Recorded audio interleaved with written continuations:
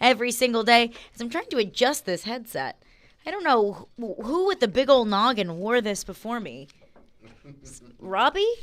More than likely, yeah, Do you have Robbie. a big old head? He did have a hat on, My so I'll give him a goodness. courtesy about that. Okay.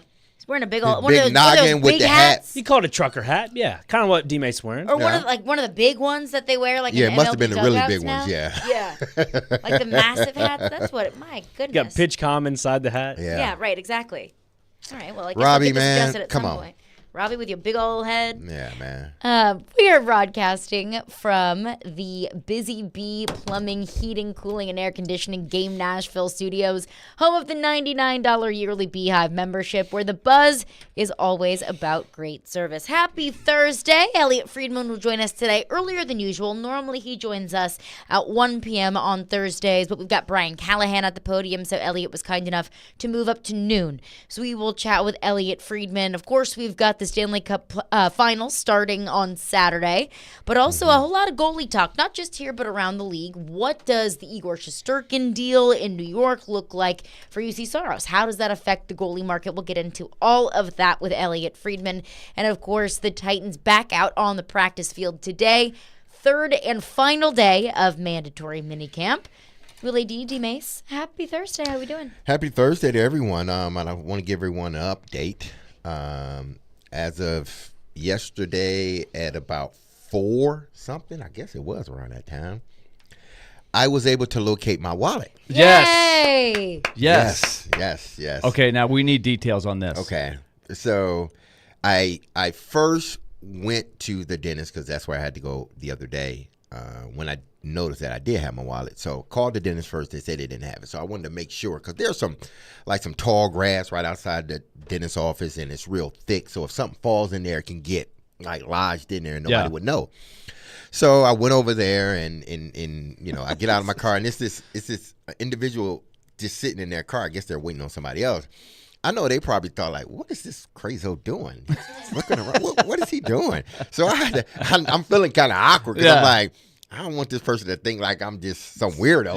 Right. So I got out, looked a little bit, didn't see it. So I got back in my car and I was thinking like, where did I go? So it's crazy how your brain works. I wasn't thinking about it. So as I started riding down the street, I had a flashback of the day before, like identical. It just came to my head. Like I'm driving down the street and there was 2 cars in front of me. And I'm like, what did I do when these 2 cars were in front of me? I made a right and went to the mall. So I was like, okay, let me go check the mall. So I go to Nordstrom's, go to the counter because I had to pick up something the day before anyway. That's why I went there. And I asked the young lady, I said, did you by any chance anyone find a wallet? And she said, what color? How did it look? And when she said that, I knew she had it. So I said, it's a black tweeted wallet. And she looked, she's like, she pulled it out. It's like, here you go. I was like, oh, I wanted to give her the biggest hug. I'm like, thank you. And then when I did that, I was listening to my man, Nick, put it in your wallet, put the air tag. Just do it. And I did it. As soon as I got home, I put the air tag in there. So I will know where it is at all times. Thank goodness you found it, because if it wasn't at Nordstrom and you braved the mall traffic and finding a parking spot at the mall. Only to come up empty. Come up empty. It was like, y'all just don't know gone how. to Annie Ann's or something. Y'all don't know how I felt inside when I didn't have my wallet. It just felt like you feel naked. It felt worse. It was just like, because everything's in there, like helpless. ID, credit cards, just up. And I'm like, oh man, somebody's gonna find this. And luckily, I don't think they looked in it, because I think if they would have looked in it, somebody probably would have said, okay, let me try to figure out how I can get in contact with this person. Because somebody's done that to me before, where I left something. I left my ID and they look at it and they contact me through like social media and say, hey, you left your, and I'm like, okay, thank you, and then go get it. So that has happened. So obviously they didn't look in it, which was great. But she didn't look in it until I asked her, and then she pulled it out, and then she pulled it, it was like the ID, to make sure it was me. And she's like, okay, here you go. And I was like, whew. Can we give a shout out to all employees of restaurants and stores and stuff like that have that happen, and they keep they keep it. Possessions there, whether it's your keys, your wallet, AirPods. I had a fun moment with one of the Predators. I mean, pretty high ranking person on the Predators left his AirPods in there. in a restaurant. He went back hours later, and they were there, and he made it a point to find. He said, "Who is the person that brought them over here?" And he gave them a big reward, shall we say? So, but It's so nice. because it's not something you have to do. Like you're always worried, especially like AirPods or something like they're that. Just gonna pocket those bad boys. I'm pretty sure someone did that to my AirPods. Yeah, I'm pretty sure. They're listening to the show right now through your AirPods. Yeah, I'm sure they probably feel one with me with my AirPods, and now I'm like, all right, great. Let me just go buy a new pair of AirPods. And back in my old job at ESPN, I had a work phone, and I'm like, look at me, I got 2 phones. I'm the fanciest person in the world. And of course, like within a week of getting my work phone, I left it at work. I left it in a control room at ESPN when we were doing one of our shows, and I tracked it when I got home. When I realized I didn't have it, I tracked it, and it was at ESPN headquarters. And I thought, okay, perfect. I'll just go back there tomorrow. It'll be sitting there. There's a cajillion different security measures that you have to get through. I'm like, it's going to be there. It's going to be an HR, lost and found, whatever. I get back to work, and it's not there. And the the director in the control room that day, I worked with him all the time. I was close to him. I was like, Stacy, did you find my phone? He's like, yes, I did. And I was going to grab it, but I thought you were going to come looking for it the next day. So I just went ahead and left it for you. I thought, okay, great. I track it again. It's in the Bronx. Oh, wow. It's in the Bronx. Somebody took it to a Yankee game. Exactly. And I'm like, you've got to be kidding me. Oh, wow. In the Bronx. In the Bronx. And I was like, surely I don't think they have any intention of returning that to me if they bring it to the Bronx. But I hope, whatever, DJ LeMahieu or Aaron Judge or whatever Yankee player had my phone was enjoying it in the Bronx. Yeah, well, it happens sometimes. And then I didn't get another work phone after that. I wouldn't have gave you another work phone. It's like, too bad, so sad. I'm deducting that from your check, and we're going to keep on going. Yeah. But here's the funny part about that is that I told my daughter, because my daughter's like me, and this is probably the one bad thing she gets from me. She will lose things. Like, she will lose things and be searching the whole house and finally end up. So her and I have that honest together.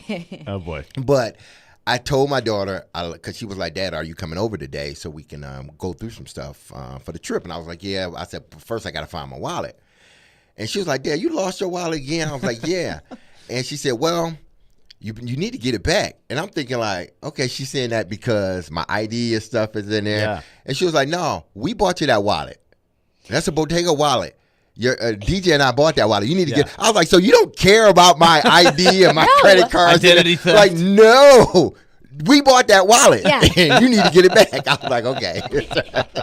Well, I'm glad you found your wallet, D-Mase. Yeah, all is well. We can all breathe a sigh of relief. All right, let's get into it because the Titans will be back out on the practice field today, but we won't be able to report anything until around 1 o'clock. So let's take a look back at yesterday. Yesterday at mandatory minicamp. Obviously, we are not able to be there. Practice happens during our show, so we rely on all the great reporters that are there, whether it's TD, Trevor Maddich was out there the past couple of days, Paul Kuharski and Jim Wyatt. So after the days of practice that we're not able to be out there, I'll go to Jim Wyatt's observations from practice because, if anybody needs the info, Jim Wyatt's got the info.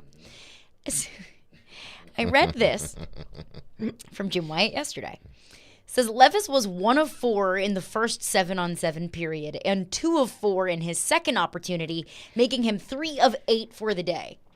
Not great. Levis was 6 of 10 in 7-on-7 drills on day 1 of the minicamp. One pass from Levis sailed over the hands of tight end Josh Wiley and ended up in the lake. A free souvenir for the Geese. And I'm thinking to myself, where is the lake? I don't consider that a lake. Isn't it just kind of like a pond? Kind of a pond. It's a dirty pond. Is That's that what it pond is. that's It's not a lake. It's far. It's far. I mean, who was it that swam across? Oh yeah, Dinopoli. Gennaro Dinopoli. Yeah, he Dinopoli. swam across the pond and then got a staph infection. Yeah, he was sick after that. That's not a lake. I don't consider that a lake. Now it is probably by definition, it probably would be a lake. Now, okay, for people that haven't been there though. Yes. If you throw the ball in a certain field in the back of the end zone and it's tipped, it could end up in the and that's or what if you're just trying to throw the ball away. I don't know. Threw it because it must have hit the ground.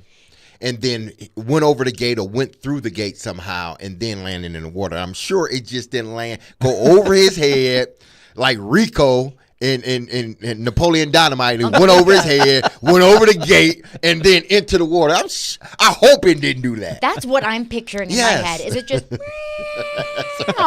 in the lake? Uncle Rico had a pretty good arm. Uncle Rico had a pretty He had good a pretty Throw arm. that pigskin a quarter Not great mile. accuracy. And Jim White But I did think back clarify. in '82, he was. Isn't that what he said back in '82? Yeah, you could throw the ball Yeah. quarter mile. Quarter mile. Jim White did clarify and kind of revised his observations from practice. Said after the ball bounced high off the grass, it cleared the fence and ended up in the lake. But I liked my mental image first of Uncle Rico's a better that story. make for better, Theater of the mind. Exactly. Exactly. So I'm thinking, okay, first of all, I used to be able to throw a pigskin a quarter mile. Are you serious? I'm dead serious. Dead serious. So that's what Will Uncle Rico couldn't even throw it in the lake. Like the quote unquote lake. That is not anywhere close to the practice field. That sucker is sailing. But all jokes aside, we are not able to be at practice. We have to rely on the reporting. But the reporting, it's not been great. A tough couple of days for Will Levis. Not a tough couple of days for the Geese, who now have a football to play with. Exactly. But a tough couple of days for Will Levis. Again, Jim Wyatt's reporting 3 of 8 on the day and 6 of 10 and 7-on-7s on day 1 of minicamp. What's the concern level for Will Levis right now, understanding that it is June 6th and today we're just starting the 3rd day of minicamp? If you're putting this on a scale of 1 to 10 or 1 to 5, however you want to do it, I would say, if we're doing it from 1 to 10, I would say a 2. I'm not too concerned right now for one major reason. This is a new offense, and he's trying to get himself acclimated to this offense just like everybody else is. He's trying to learn the macro before he learns the micro. He's trying to learn, he's trying to see everything as the plays are being given to him in a meeting. He's trying to see the whole field at this point in time. And as you get closer and closer, you start to narrow it down a little bit. So I'm not too concerned. Typically, new coordinators, a new quarterback, you're going to have your growing pains within the offense. Some days, going 6 for 10 is not bad. It's not bad at all. But there are going to be some days where they're going to look on, and there are going to be some days that they're not. And then typically the defense is going to be a little bit ahead of the offense, no matter what. When you first start off camp, I don't care if you got, Patrick Mahomes, Tom Brady, Peyton Manning at quarterback. It don't matter. The defense typically starts off fast, they are on top of the offense and they're getting the best of the offense in most of the drills. And then as camp goes, the offense tends to find its rhythm. Guys get used to what's being called, placement where they need to be. So then the offense really settles in. So right now, June 6th, I'm not concerned. My concern level is about a 2.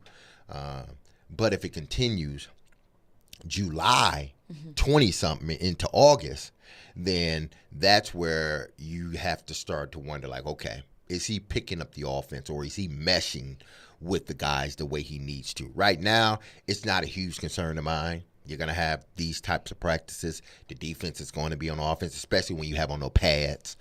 So the defense is going to be on the offense.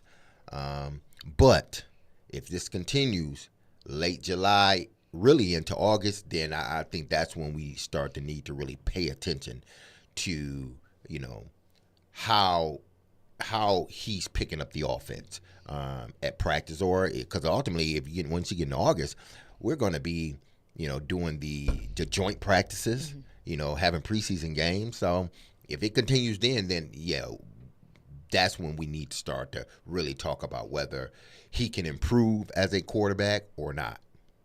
I would concur. I mean, it's to me, it's not even worth a grade. I'm just glad that some of my early practices at Vanderbilt basketball weren't keeping stats.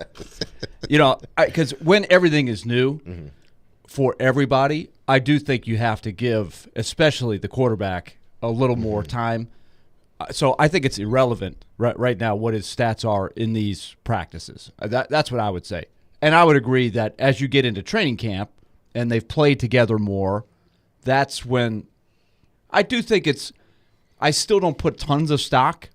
Like, I'll never forget Ryan Tannehill versus the Patriots in the controlled scrimmage, which was in Nashville with Tom Brady. It was Tannehill's first year when he was the backup still to Mariota. He had an unbelievable bad day or something, and it was all over the place. It was like 2 for 16, or I mean, way worse than the numbers you just gave Will Levis. And everybody was like, what? Tannehill did what? You know, and halfway through the season, he saved the season, and they ended up in the AFC Championship game. So context there. But I think D-Mace's point is the key. It's brand new for everybody. It's a new coordinator, new coach, new, quarterback, young quarterback, new receivers. So I'm not expecting a Picasso. And even if they were, I wouldn't be sitting there going, "Oh, check out this new offense, man. Yeah. This guy's got it." I think it's irrelevant either way, even if you were 10 for 10. I think that is the key there for me. At this point in the offseason, you cannot get too high and you cannot get too low, especially when it's a young quarterback with a new offense and a lot of shifting pieces. Because I thought to myself, okay, well, what if Levis looked awesome? Well, okay. You can look great on June 5th. How do you look on October 15th? So there are so many moving pieces and changes, and Will Levis spoke to the media a couple of days ago. He talked about some things that he was changing. He was tweaking his stance. I'm sure, obviously, working with Brian Callahan and this entire offensive coaching staff, little things that they're trying to tweak and to work on, and that takes time to work through. So I'm not overly concerned. Is it something that I'm going to be monitoring and looking at? Of course, because he's the quarterback. Of course we're going to be looking at but is day that over fair? day, how is he evolving? I think it's right. He's the quarterback. But I think it's a good question, though, to ask, especially in a June practice. Should we be even keeping track of these scores? Because, again, for the relevancy. If I'm a coach, I'm almost trying to create things that are I'm not coming out saying I want Will Levis to go 10 for 10 today, because if he wanted to, he could. Oh yeah, he can. Right? I'll throw 5 swing passes to D-Mace over here. I'll throw 5 swing passes to you over there. I'm 10 for 10. It's advantage on. No, I'm talking about just the play call. I get the snap. You're standing right there in the slot. I throw it to you. It's a complete pass. And the stats are the next day, Willy goes 10 for 10. But I threw 10 passes that anybody could complete. Yeah, that would be right? silly.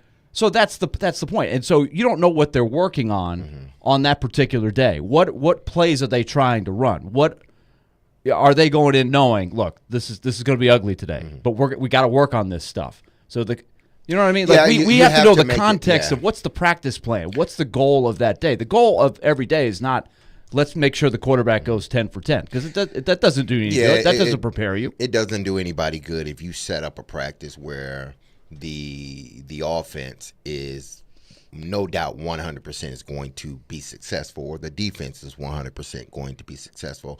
These coaches are, they structure out these practices together. Like, this is what we're doing. This is what we think about doing. Especially, and I'm just talking like camps. I'm not talking when you get in the season. When you get in the season, it's something totally different, because typically the first team offense is never practicing against the first team defense unless we do like a 2-minute drill for both teams. Yeah, like Jack Gibbons intercepted Will Levis absolutely. So, but other than that, you're trying to set up situations within a practice that are not so advantageous for your offense and see how the quarterback reacts to that. We're going to run this play. The defense is going to almost play the perfect defense. Let me see what the quarterback does, because every play we run is not going to be an ideal play. Every play we run is not going to work the way we designed for it to work. Sometimes we're going to call a play, and the defense is going to call a right defense for our play, and we have to find out as a team if that quarterback can cipher through all that stuff and end up finding the right guy. So some practices, it's just going to be, all right, we're just going at it. No script or whatnot. We're just calling plays, boom, boom, boom. Typically 2 minutes like that, and we might have some other drills like that. But a lot of times it's everything's scripted. And what you want to do, again, you want to put, say like the offense, and I'm going to talk about the offense right now. You want to put the offense in a position where, they have to figure it out in a sense. Like, we're going to run our plays, but everything is not going to be, I'm not scripting everything to be 100%. Because if I do that, we get in the game, you're looking for it to be the way we ran it in practice. It's not going to be that way. Mm-hmm. Sometimes they're going to call a right defense for our right offense, and we're going to have to figure it out. And that's the thing with quarterbacks. They just got to figure it out. And I think that's what you want to see in Will. You want to see if he can figure these things out. It's not that, even though I gave it a 2, it's not that I don't care. It's that I want to see progression in him. Yeah. I want to see, okay, today was, you went 2 for 8. Okay, let's see what happens tomorrow. If you go 4 for 8, well, it's better than going for 2 for 8. And if you continue to, that's what we want to see. You build on each day. Yeah, especially if letting the next day not be like the previous day. Especially if you're looking for a degree of difficulty. I want to put you in tough situations in practice. Yeah, I want to put the pressure on you in practice. In a game, it's going to be a different thing. I'm trying not to put you in those positions in the game. I'm trying to put you in favorable situations. But I want to see you under fire in the practices, depending on the day. Every day is going to be a little different. But that's why I'm not really worried one way or the other if the stats are 10 for 10 or 4 for 10. But that's exactly why I said it's something that I'm going to be looking at, because it's the quarterback. I'm not just going to say, well, I don't care at all about it, because it's practice. It's something. Exactly. But it's with the understanding of there's a lot of newness and there's a lot of change. And there are absolutely areas in Will Levis's game that needs to be better if he is going to ultimately become the franchise quarterback for the Tennessee Titans. I do want to get into your thoughts on this and some other reactions, or maybe overreactions, maybe even toxic reactions to practice. We'll get into that coming up next. Caroline, Willy, D-Mase. We're brought to you by Zen Sports. Start earning cash rewards on your bets today. Gambling problem? Call 1-800-889-9789. Terms and conditions apply. Must be 21 or older and in Tennessee to bet.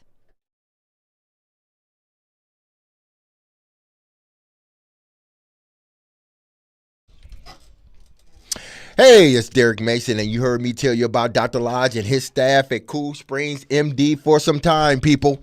If you have set out to lose weight, chances are it's not your first time setting a resolution to shed some extra pounds, only to face disappointment. We've all been through it, even yours truly. I've set resolutions at the beginning of the year to lose a couple of pounds, and then 3 or 4 months later, I still have those couple of pounds on my body, or sometimes even a couple of more. So I want to let you know you're not alone, people. So at Cool Springs MD, Dr. Lodge and his team understands the frustration of this cycle, and that is why they offer a different approach to weight loss. See, there's always a different angle to try to come at this, people. Their comprehensive weight loss program is led by Dr. Lodge and addresses the root cause of weight gain with tailored nutrition, exercise, blood test, supplements, and more. They will customize a program specific to you. So your program is not going to be like the next person's program. They're going to take the blood test, do the nutrition, set up you an exercise just for you and no one else. So connect with Dr. Lodge and CoolSpringsMD.com today to schedule your appointment. Please do it today for a personalized weight loss plan just for you again, people. That's Cool Springs MD, where your weight loss journey becomes a success story.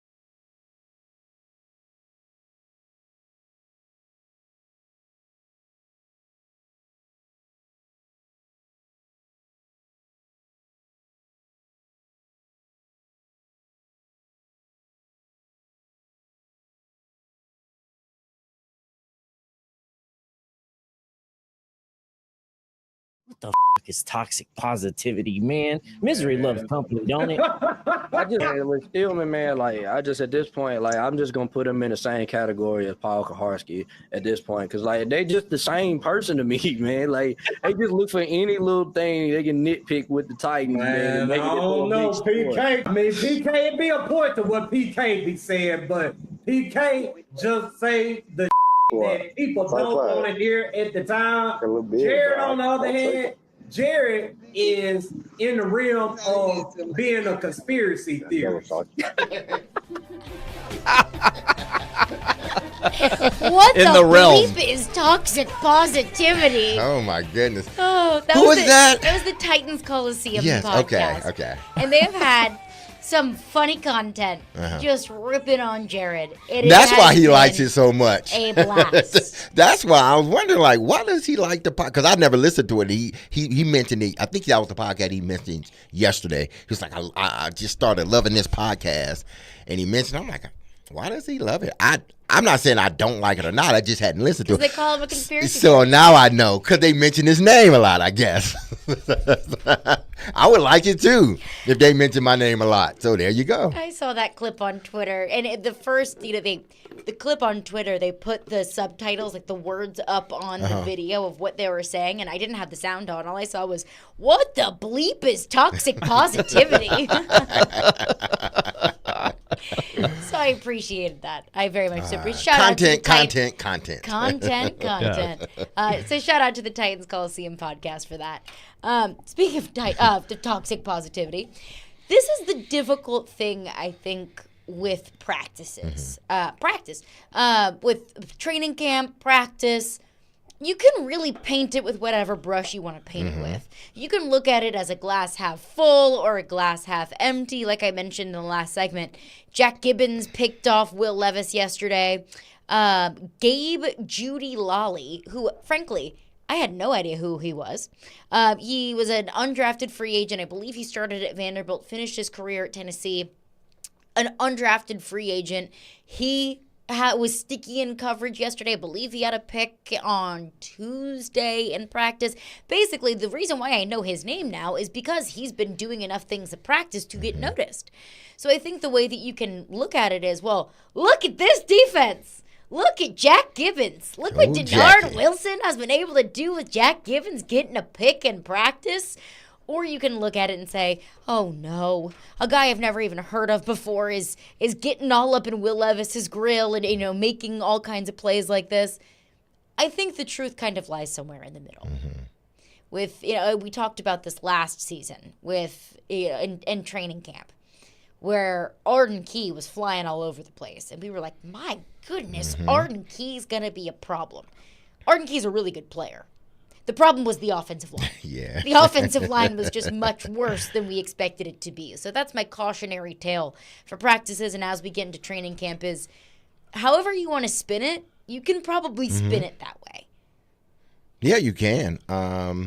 That's why you have to be very careful when, there are a bunch of people out there that really do a good job at watching practice and then giving a report on it. And I'm sure they're mindful of certain things that, they put out and whatnot, because you don't want to make something, unless you're just going for clicks, then you're gonna make everything seem a little bit more, a little bit more. I don't know the word. I'm looking for a word. I can't find it. But you exaggerate a little bit on what you're seeing. But like for instance, if Jim puts down the ball, sails in the lake. It went all the way to the Cumberland River. If you just look at it and don't read the rest of what he's saying, you're like, oh my goodness, he threw the ball in the lake. How can the hell can you throw the ball in a lake from a football field? Like, he's not accurate. Then as you read, and, Jim tells you the ball hit the ground, bounced over the gate, and goes into the lake. So you have to be. You're telling a story, but in telling a story, you have to be careful because you don't want people to get a misconception of what you're trying to describe here. So you got to be careful during camps and when you want to be truthful in what you're saying. And even if it's 100% truthful, as simple as Jack Gibbons intercepted Will Levis, that's a fact, and that's what happened. It's a fact, yeah. But how you interpret that could be several different things. Exactly. Jack Gibbons is a future All-Pro, or Will Levis is going to be the worst quarterback to ever play in the history of the NFL. It's a wide margin. There's a lot in between those two. There's a lot in between. The actual interception and the actual throwing of the pass. I don't think either of those things are going to be true. Yeah, exactly. That's why I've tried to think about this. These practices in June, in May, even in training camp to a degree. And then, I think the Titans are doing a good job. They're making a lot of these coaches available. But in a scrum where everybody's listening and you're giving the same answer to 15 people, I think you're getting a lot more of a filtered answer. I think to try to really interpret what the coaches think of these practices, I think you really need to have conversations with them away from everybody else where, it's off the record a little bit. It's just for background knowledge. To me, that's when you can really learn something of, okay, how is Gibbons doing? Hey, I just saw him intercept a pass. How's he doing? You think he's making a jump? That's a key question. If you ask that in a scrum, or if you just said, Gibbons intercepted a pass at practice yesterday, he's awesome. We're not going to get the whole story there. But I think if you get that observation and then you turn around and you talk to the linebackers coach or you get the defensive coordinator away from everybody and say, let's have a conversation.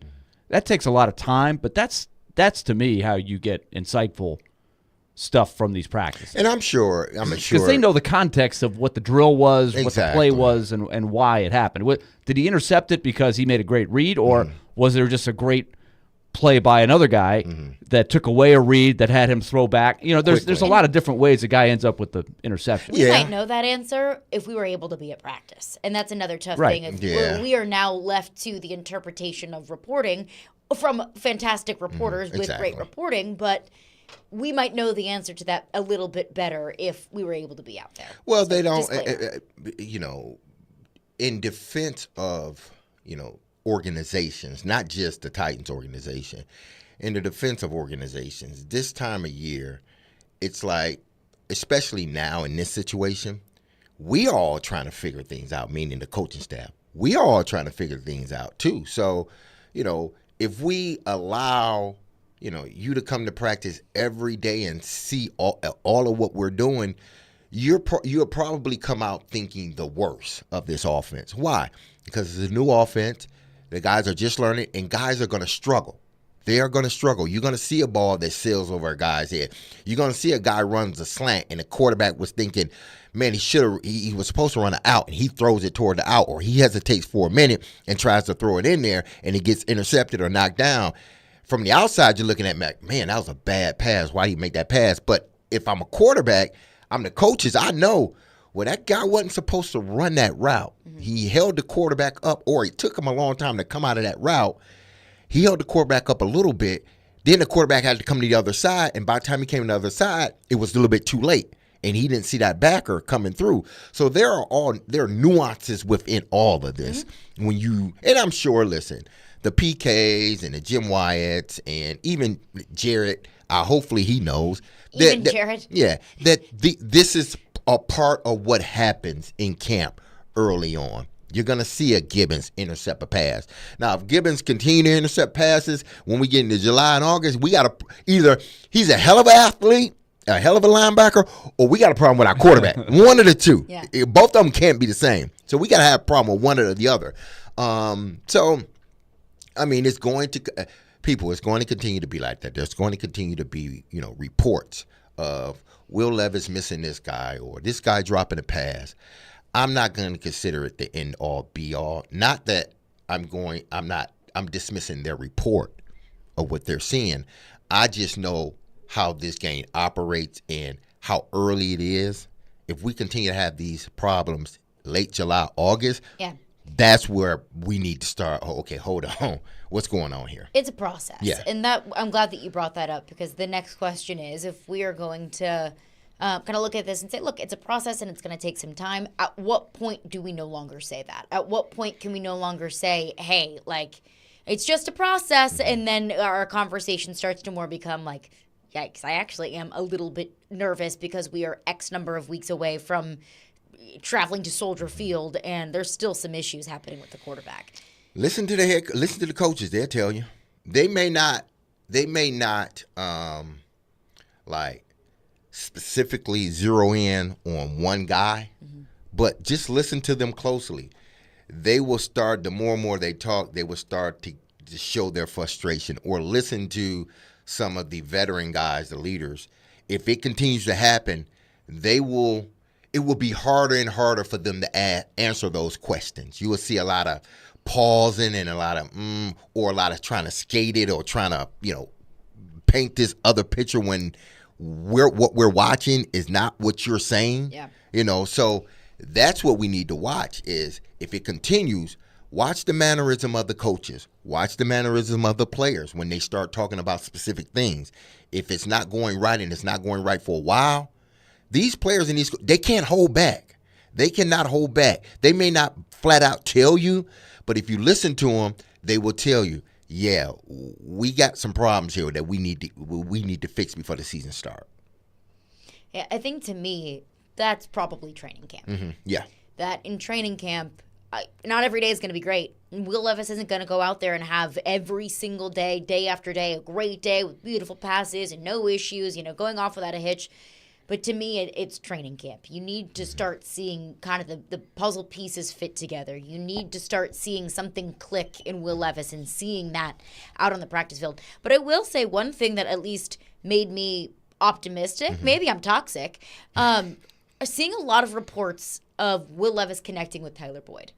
It's good to see, albeit a veteran, but a new receiver coming in, and Will Levis kind of having a quick chemistry with Tyler Boyd. Because what was our complaint last year? It was Will Levis to D-Hop. Every single time the ball released out of Will Levis's hands, it was going to D-Hop, and it was so obvious for opposing defenses to defend. So to see that kind of start to click, it's good to see, especially since Tyler Boyd is a receiver that is already, entrenched within this offense. Yes, it is good that... It's not everything. Yeah, it's not everything, but it is good. But that's the easiest throw to make. He's in a slot. He's closest to you, and a lot of his routes are short and intermediate routes, where he's facing probably a linebacker, some type of zone defense, where you can figure out what he's doing and where he will be, because everything's so compact and it's right in front of your face. So that's sort of like an easy throw for him to make consistently. Those outside throws, they're hard to make. Not to say that Will can't make them, because he can, but I'm saying the easiest throw. Get completions, keep moving the ball down. If those guys, throw it to the slot. Here's what I'm going to be looking for. It's not now. It's when the grenades are being thrown, the real grenades, and people, this means something. Are you going to be able to, as a young quarterback, are you going to be able to say discipline and see the whole field, or will you under that pressure sort of shrink and convert back to what you were last year and looking for D-Hop every time, because out of everybody on this field, that guy right there, more than likely he's going to make the catch. Or if he's not going to make it, he's going to knock it down. Nobody else is going to get it. That's what I want to start to see. And that doesn't come until July, when they're in these other practices with other teams, or when they're in drills where there's no script and we're live and we're going. I want to see if he's able to still then take that drop. If he sees Tyler Boyd, he throws it. Or if he's under pressure, he throws it. Bam, I know what Boyd is. If he's not doing it and he's consistently trying to throw it outside because he's under pressure, that tells me he has not gotten away from that security blanket just yet. It may take him some time. Right now, he can do it. There's no rush. There's really not nothing. Boom, boom, I can see everything. It's when the grenades are being thrown, really. Are you going to revert back? And there's nothing wrong with throwing it to D-Hop, nothing at all. But you got to sort of get yourself out of that mindset of, that's my security blanket, I know. So when things get a lot, I'm going to him. You got to know that Ridley can be your security blanket as well. Or Tyler Boyd can be that guy. You just got to stick with him. When your back's against the wall, can you keep calm? Can you keep calm? Can you slow down and breathe and continue to go through your progressions under pressure? Exactly. A rookie season, nobody's going to expect you to do that. But as you go along and you learn a new offense, the training wheels are going to have to start to come off. All right, 615-737-1025 is our phone number. We'll get into your thoughts, plus a wild headline that I did not expect to come out this morning involving one of D-Mase's teams. So we'll get D-Mase's reaction and our reaction to that coming up next. Caroline, Willy, D-Mase. You can purchase your tickets right now for the Music City Grand Prix at the Nashville Superspeedway on Friday, September 13th through Sunday, September 15th at musiccitygp.com. As the race and station 1025 The Game has a special offer for a limited time. Use the promo code GAME, G-A-M-E, for a 20% discount right now through June 16th.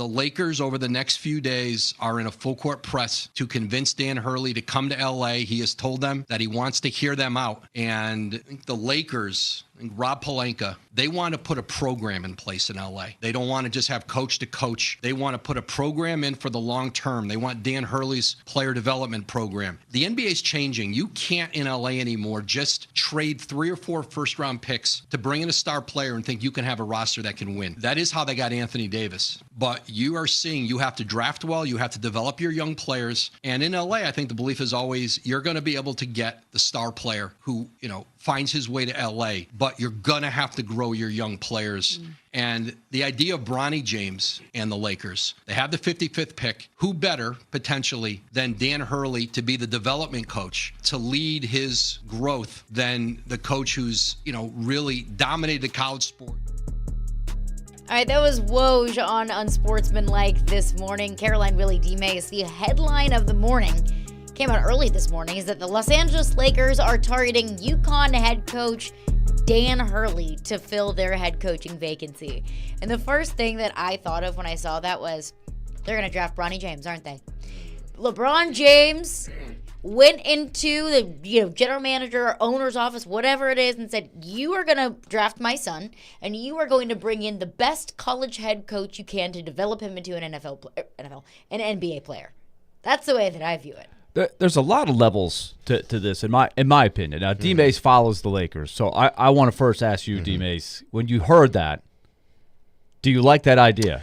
Yeah, I do. Knowing that the history would tell you that there aren't a ton of college coaches that have done that made the transition to the NBA successfully. Billy Donovan is one. Yes. Larry Brown is one. Those are the only two that have won championships in both. But there's a lot of guys that have gone in there and then turned right around and came back to college. Yeah, it's like it's not. I didn't think it was going to be like this, but no, I looked at this move and I'm glad. I'm happy. The whole JJ Redick thing has sort of quieted down. Not that I don't think JJ Redick would be a good head coach, but there's just too much of a relationship built with he and LeBron James, and that thing can go south very, very quickly if they're not winning. He would end up, I think JJ Redick would end up like Walton the year Walton was coach with the Lakers. What was that? Maybe 8 years ago, something like that. He only coached the season. I'm talking about the son, not the father. He only coached the season. Was it Adam Walton that was the coach? Or Luke Walton. Luke Walton, yeah. And he was a coach for a year. And they got rid of him because it just didn't, it didn't fit. No matter what, it just didn't fit. And I just thought you bring JJ Redick in, it may end up backfiring on you. They go out and now Dan Hurley is the front runner for the job, and it seems like he's going to be the next head coach of the greatest franchise in sports, and that's the Los Angeles Lakers. Second not greatest, a biased opinion. Yeah, not a bias. Second greatest is Tennessee, and them in Baltimore are tied for second. But you see where the theme is going. I play for those two teams. Interesting. So exactly. Yeah, why don't you give me a blind resume and I'll tell you who gave that list. Exactly. But I can see what Woj was saying, the development, because if you look at the West, and more importantly, you narrow it down to one or two teams. Denver has a young team relatively, and then Oklahoma City, their team is definitely young. The average age is like 14. Exactly. So, and and those guys are developing. You see how good they are. The Lakers can't keep going down this road, like Woj said, of trying to bring in these high price, free agents and expect then now we can win the championship, because you're doing the same formula that everybody else is doing. You don't have no better players than the next person has. Actually, your players are getting older than everybody else's players. So you bring in about a guy like Dan Hurley, who comes in. You have Austin Reeves, you have Rui, and you have Max Christie, three guys that are young guys within that team that they feel can grow even more. So you bring in a Dan Hurley. And what is he known for? Developing players. So you bring him in, and you hope that he can get the most out of Hachimura or out of especially Austin Reeves, because he can be that guy that opens up the floor even more for you because of his ability to shoot the three-point shot. And that's what the Lakers have missed sorely the last couple of years. It was better this past season and the season before, but they need consistent guys that are going to develop outside shooting. If you don't have a three-point shooter or two on your team, you're not going to win a championship. You're just not going to win it because the floor is too small, and you got to be able to spread these guys out to get the shots you want. So bringing in Dan, hopefully you can get some development from some of these younger guys that you haven't gotten.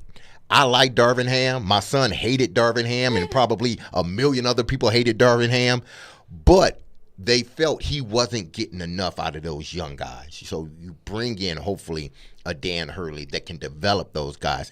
I'm not even mentioning Bronny James. Well, that's a different – I think it's a part of it, but I sort of put that sort of in the back because he's not on the team yet. And I'm saying yet because it seems like that's the road they're traveling, is to draft Bronny James in the second round somehow.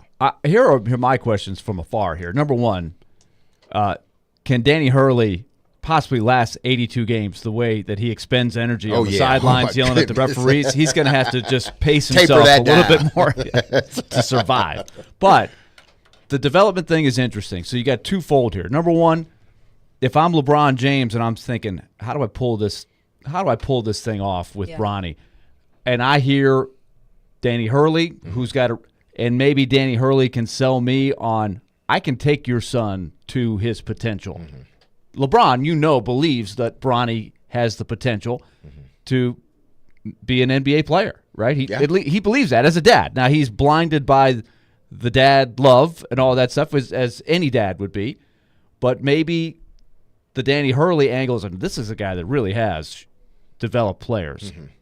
But also, if you're Danny Hurley, is it a little bit of he's making plenty of money. He's got a huge contract that he is under in UConn.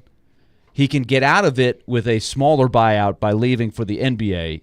It's a huge buyout if he leaves for another college team. So why is he intrigued in this? Is it because, like a lot of coaches, hey, okay, the NBA is evolving. You just heard Woj say they're a little bit more into the development of players. It's not about just do you have the three superstars and you go play, you roll the ball out there and you win because you just out-manpower everybody. There are ways to develop a roster. That's intriguing, I'm sure, to Hurley. But also it's like, am I now can I make this work and I can leave the rat race of college basketball where everybody's a free agent every year and maybe I have a little bit more structure? I now have a developmental league in the NBA where you can have a person in the minors that's developing. And you don't have to always worry about recruiting an individual.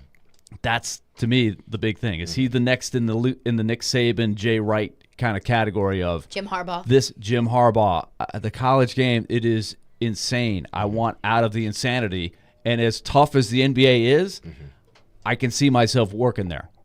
Yeah, does his offense work? His system as a whole work in the NBA?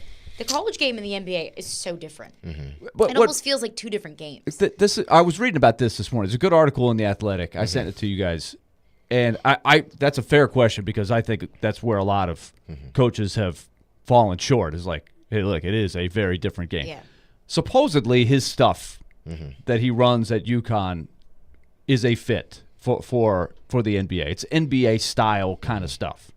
But I do think that's a big thing. Like Brad Stevens, when he went from Butler to the NBA, I was like, Butler, NBA, that looks like a very big jump. And he did reasonably well, right? He did. He didn't win a title, but I was surprised at how well he did adapt. I do think there's got to be a mindset of, how many years did he I've got to spend adapt. in Boston? Didn't he move upstairs? Is he still with? I think he's still in the Celtics front office, but he just moved upstairs in the front office. Brad Stevens, he was a coach, but he moved up to the front office. I think he's somewhere in front office. Yeah, sounds right. But I mean, listen, I'm sure that the NBA game in college game is different, not just from a player standpoint, but from a administrative standpoint as well. Yeah. And if you can, because we looked at Dan Hurley in when jobs started opening in college, his name got thrown in there quickly, but he quickly dismissed all of it. When Kentucky got rid of Cal, he quickly dismissed it like, this is where I want to be. I'm not even entertaining anything else.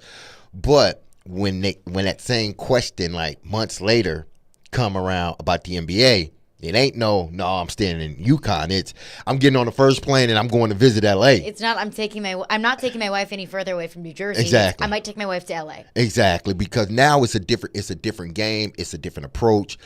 From an administrative standpoint, it's going to be different for him because he doesn't have to worry about all this recruiting and every year having to bring guys back in and re-recruiting guys. You ain't got to worry about that. If anybody likes that stuff, it's Dan Hurley. I have to think that likes the rat race, constant grind and the rat race. Like some people are just I built for it. I think for a while. Yeah, I do think every year you can't, especially not this UConn team. Every year has got to be a grind that over time will get to you. I would think.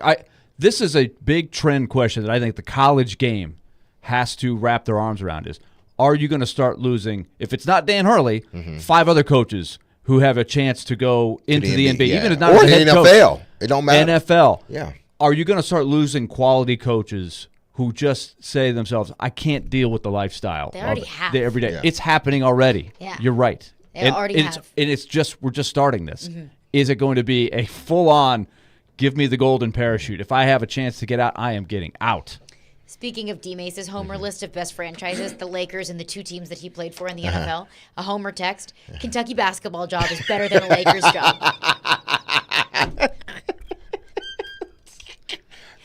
I don't know about all that. Okay. But hey, that's their homerness. I gotta like it. I can't say anything about it because I said the Lakers had the #1 franchise in all of sports, and then the Titans in Baltimore are second tied. So that is definitely a homer right there. Brad Stevens, 8 years as the coach of the Celtics. Last year was 2021. And now in the front office. Not in the front office. Is that right? I think he's in the front office now. President of basketball operations. Excuse me. So still with the Boston. Okay. Yes.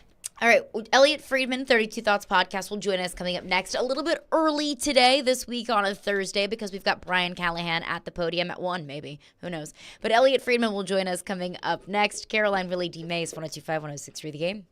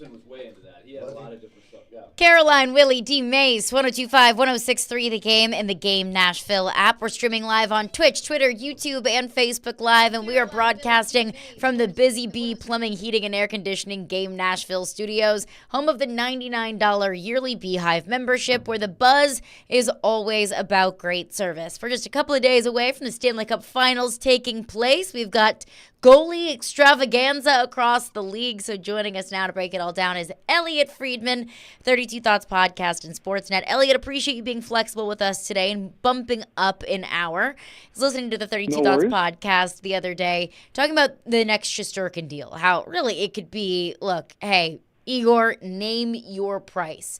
Of course, we're going through some goalie negotiations of our own in this town. What do you think the Shesterkin contract will do to the rest of the goalie market? Most notably, what could that do for UC Saros' negotiations? Well, I think Shesterkin is kind of unique. He's 2 years away from he's just removed from, actually he won the Vezina last year. And even though he's not going to win it this year, he just had a fantastic playoff where he was the Rangers' best player. And I think the other thing that is a key part to remember about all of this is that, Shesterkin is right in the sweet spot age range. He's going to be 29 in September, so he'll just be shy of 30 before his new contract kicks in. So he's really in a good place. Like, he holds all the leverage here. He has the hammer.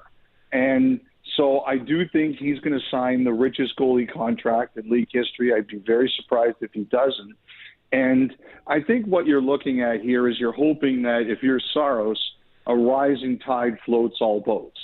Now, I'm sure that the Predators are going to look at this and say, that's a unique situation. That's Shesterkin. He's got a Vezina. He's got that kind of, twice now he has gone to the Stanley Cup semifinals. He's, about a year younger than Saros, which they'll probably try to say is a bit of a factor too.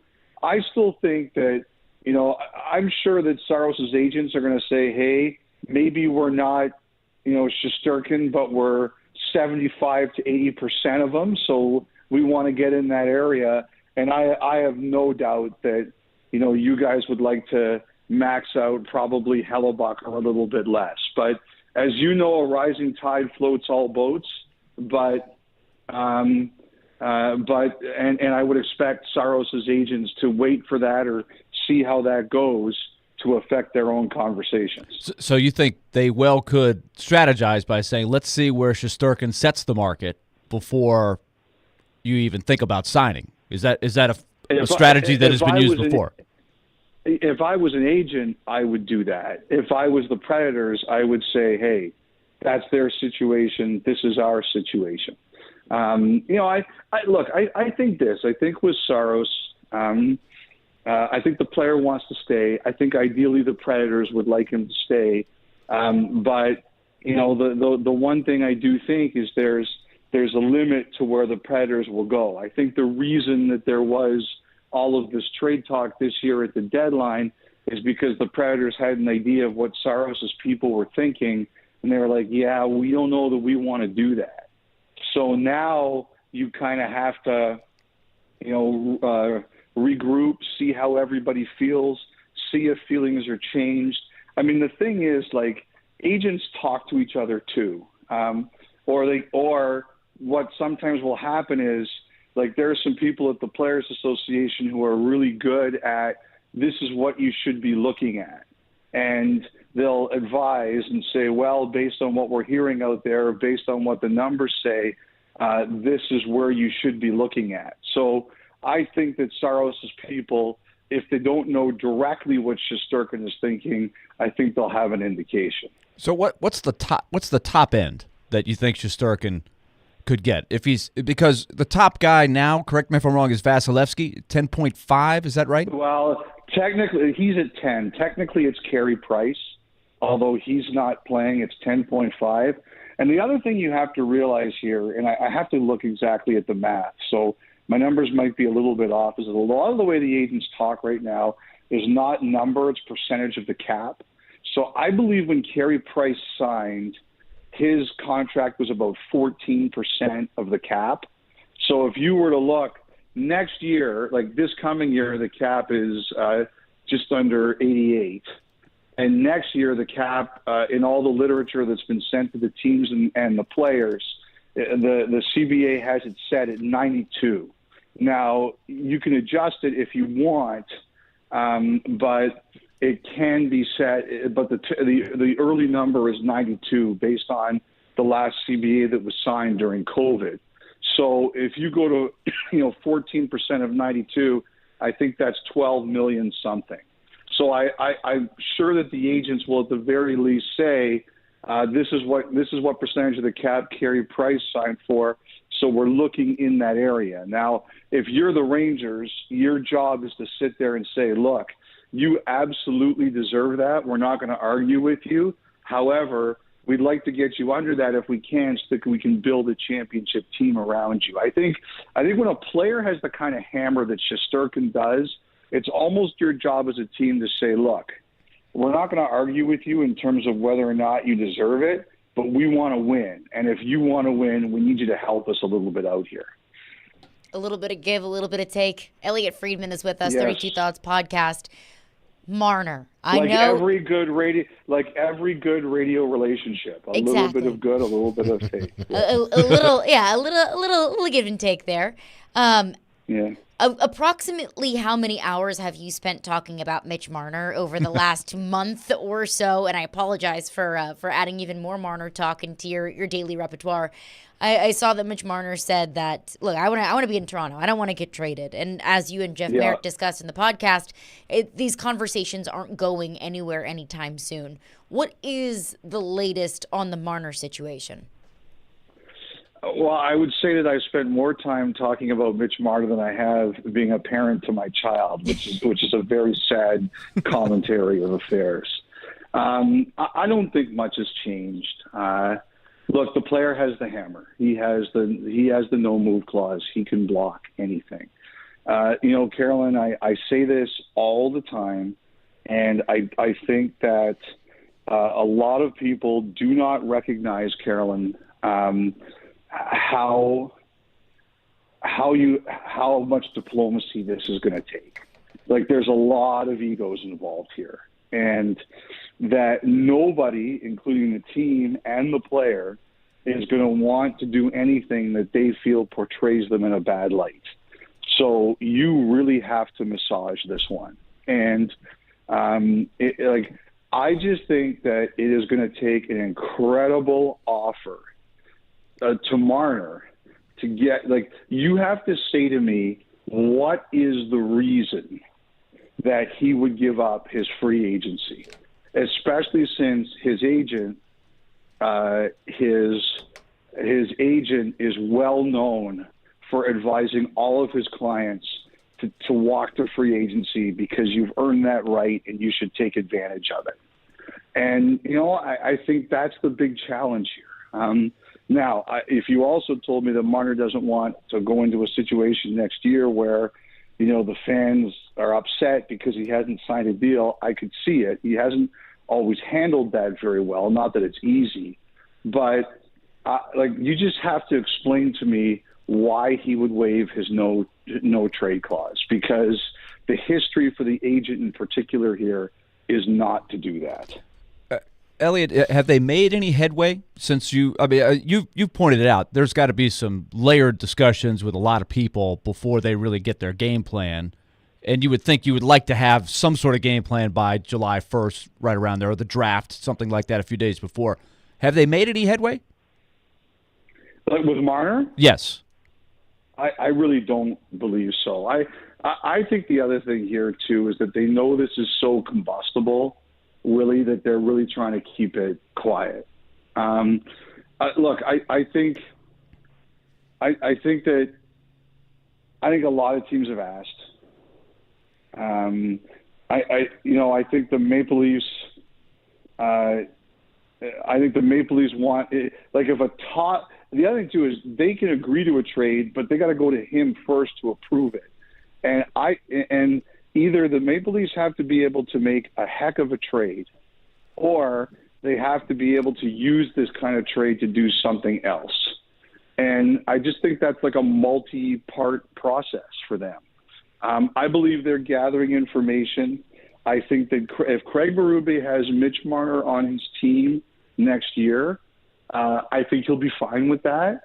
And, we went through this last year. They didn't trade Nylander all summer, and then they extended him. And I don't know. It's not impossible to me that ends up being the long-term thing. Elliot Friedman is with us. We've been discussing kind of looking at how Florida constructed their roster. And obviously Edmonton, when you have a Leon and Draisaitl and Connor McDavid, makes things a little bit easier to construct the rest of your roster. But looking at Dallas, at Florida, at New York, with the Rangers, how can the Predators kind of be copycats and recreate that in constructing their own Stanley Cup contending teams? Looking at, the Mark Stone trade in Vegas, the Matthew Tkachuk trade with Florida, we've kind of looked at it like, okay, where's your Matthew Tkachuk? What trade is out there for the Predators to add in an elite goal scorer? Is Mitch Marner the closest thing to the Predators' version of a Matthew Tkachuk Florida Panthers trade? I just think those two guys are really different players. Marner, I think, is a hell of a player. Don't get me wrong. And I think if he does leave Toronto, he's going to explode for the next team, whoever he plays for. But I would not say that he's the same kind of guy as Marner. I'll say one thing that I would say about Nashville. Florida for a long time was their own worst enemy.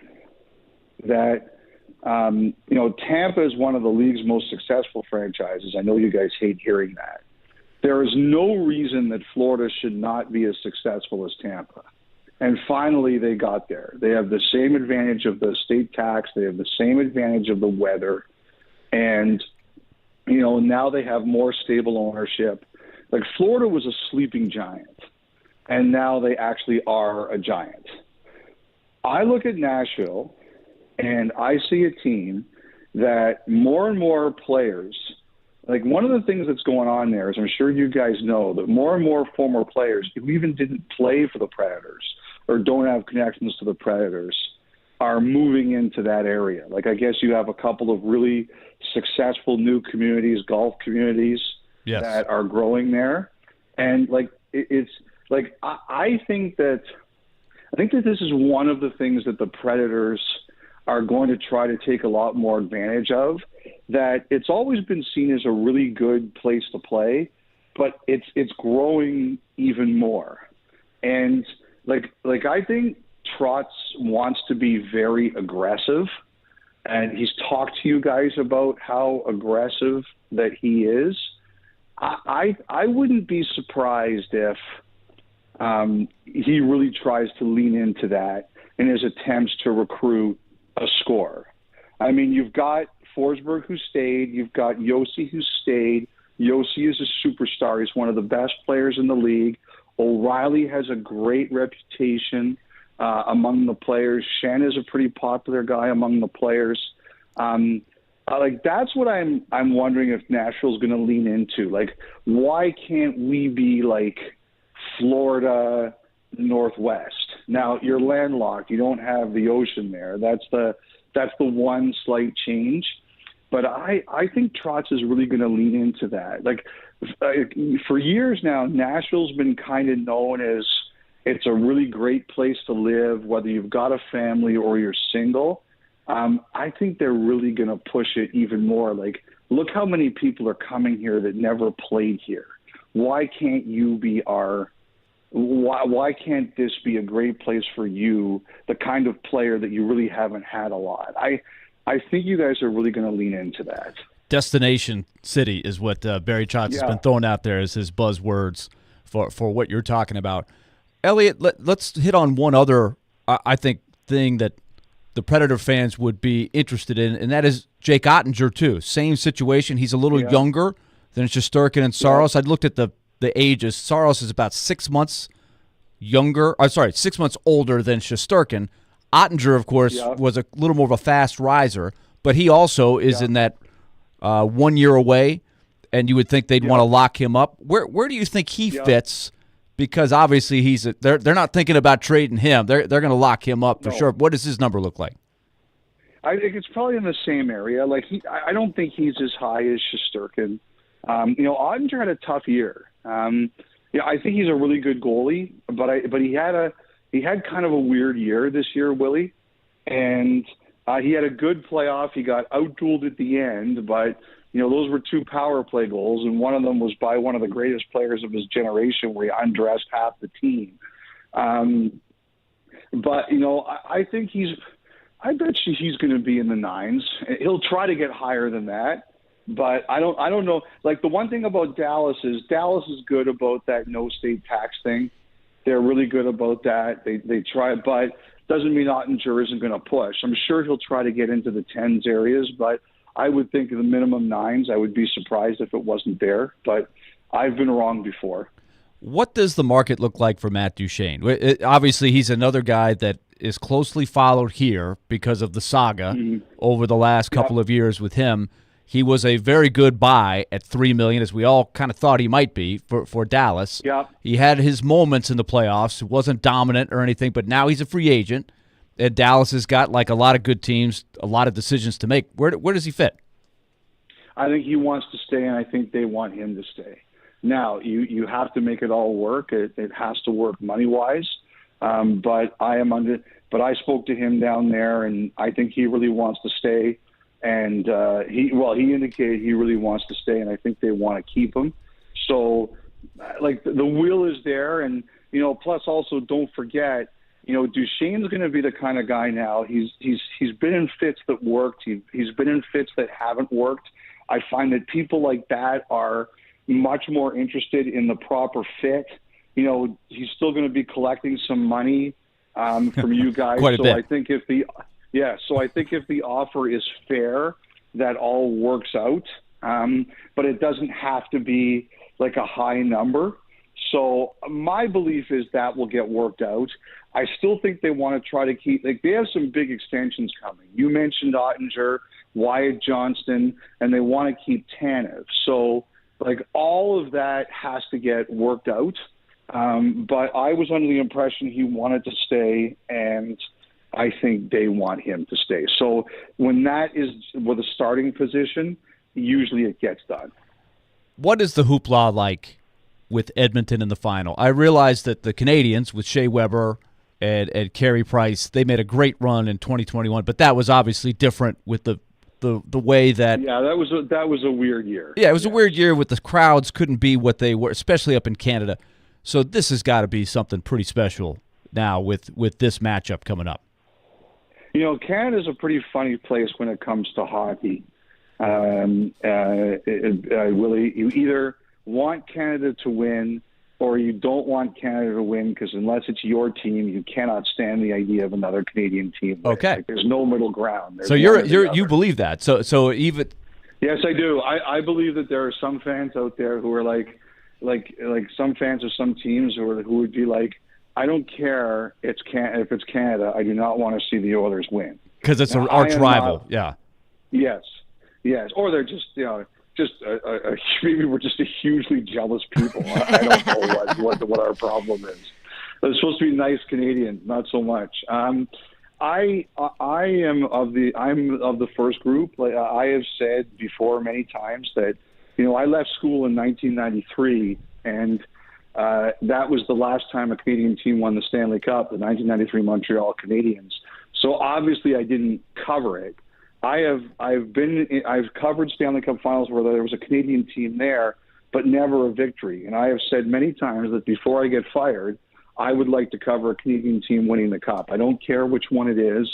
I want to see it. I was, Calgary went to Game 7 in 2004. Edmonton went to Game 7 in 2006. Ottawa lost in 5 in 2007. Vancouver lost in 7 in 2011. And Montreal was completely outclassed by Tampa Bay in 2021. So lately there hasn't even been a lot of them. So I would love to see the Oilers win. To me, guys, I think Florida is the favorite in the series, but anybody who bets against Connor McDavid is insane. Now, Ellie, I do have a question, and this is outside of what Willie and Caroline was asking you. Yeah. I got a chance to watch, and it's just by happenstance. I was watching ESPN the other day, and they had this 30 for 30 on I watched about it, Vancouver. And I Riot?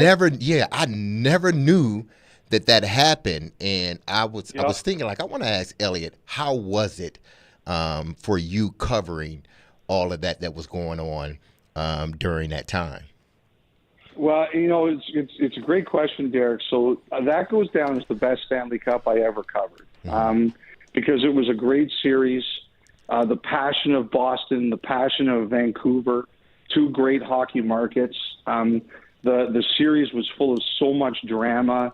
There were great personalities on both sides, just great people to cover.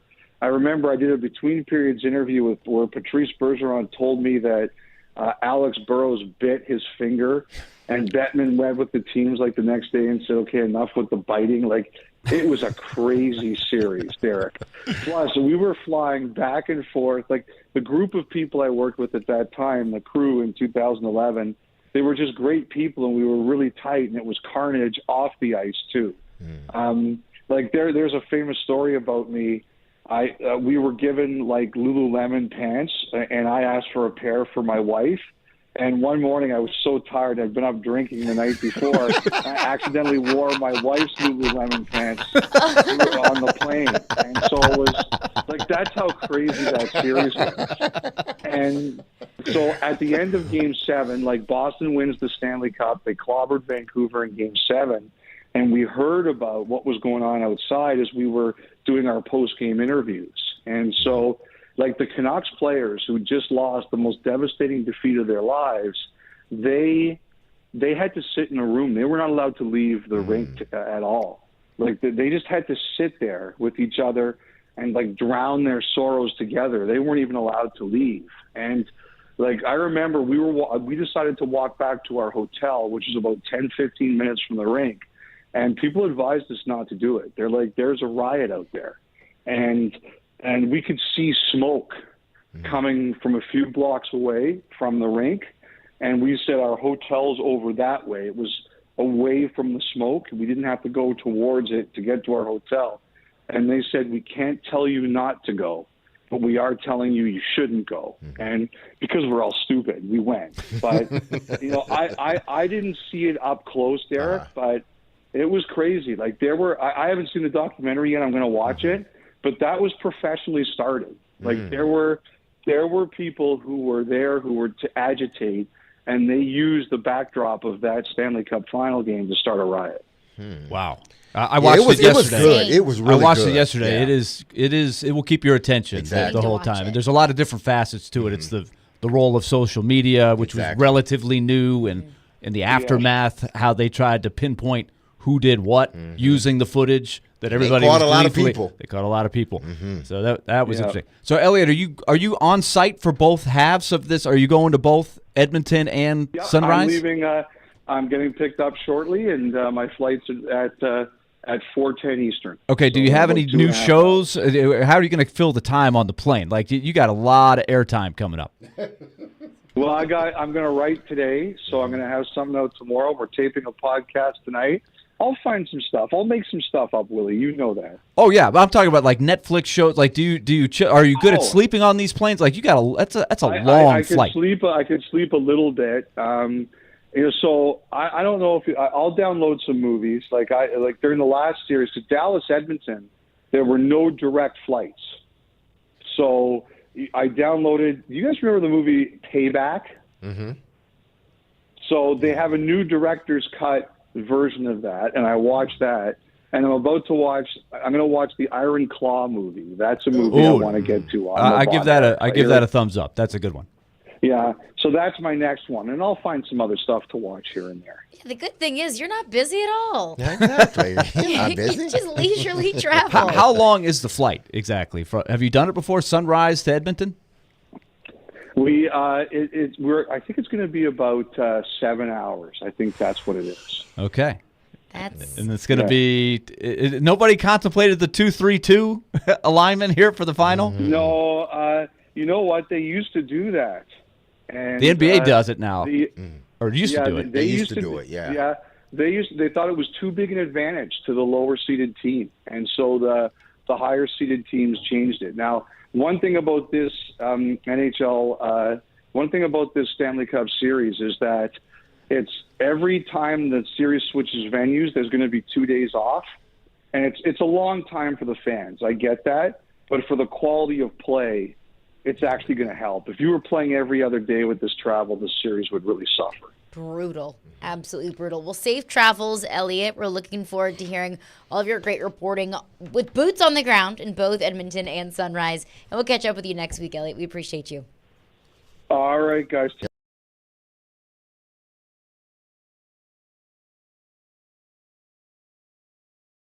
As many times as I believe this They series might have will to. go. If this thing goes 6 or 7, whew. Imagine playing in a hockey game and then doing that travel too. I mean, jeez, that is going to be that's going to be a lot. Yes. That is going to be a lot indeed. All right, let's react to what Elliot Friedman had to say there. Shesterkin's contract. How much of what he is signing for, the timing of when Shesterkin signs, how much will that dictate UC Saros' timeline and compensation? We'll get into that coming up next. Brian Callahan at the podium at some point today. Caroline, Willy, D-Mase. We are brought to you by Zen Sports. Start earning cash rewards on your bets today. Gambling problem? Call 1-800-889-9789. Terms and conditions apply. Must be 21 or older and in Tennessee to bet.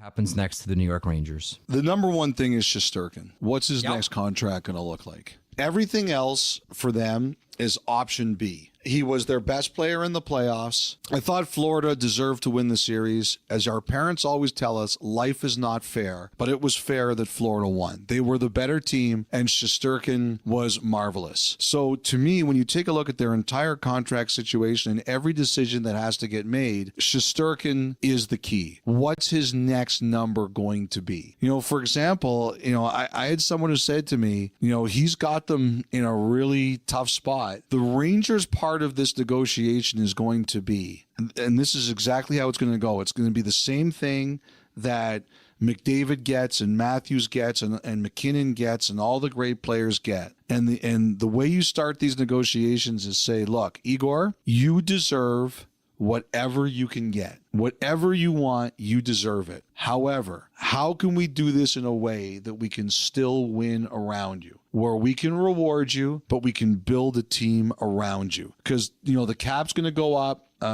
He'll have this contract for another year. Then the cap will go up another 5%. And then, barring any major changes, we're expecting a big jump. But you're still going to say to him, there's a limit to what we can do and still win.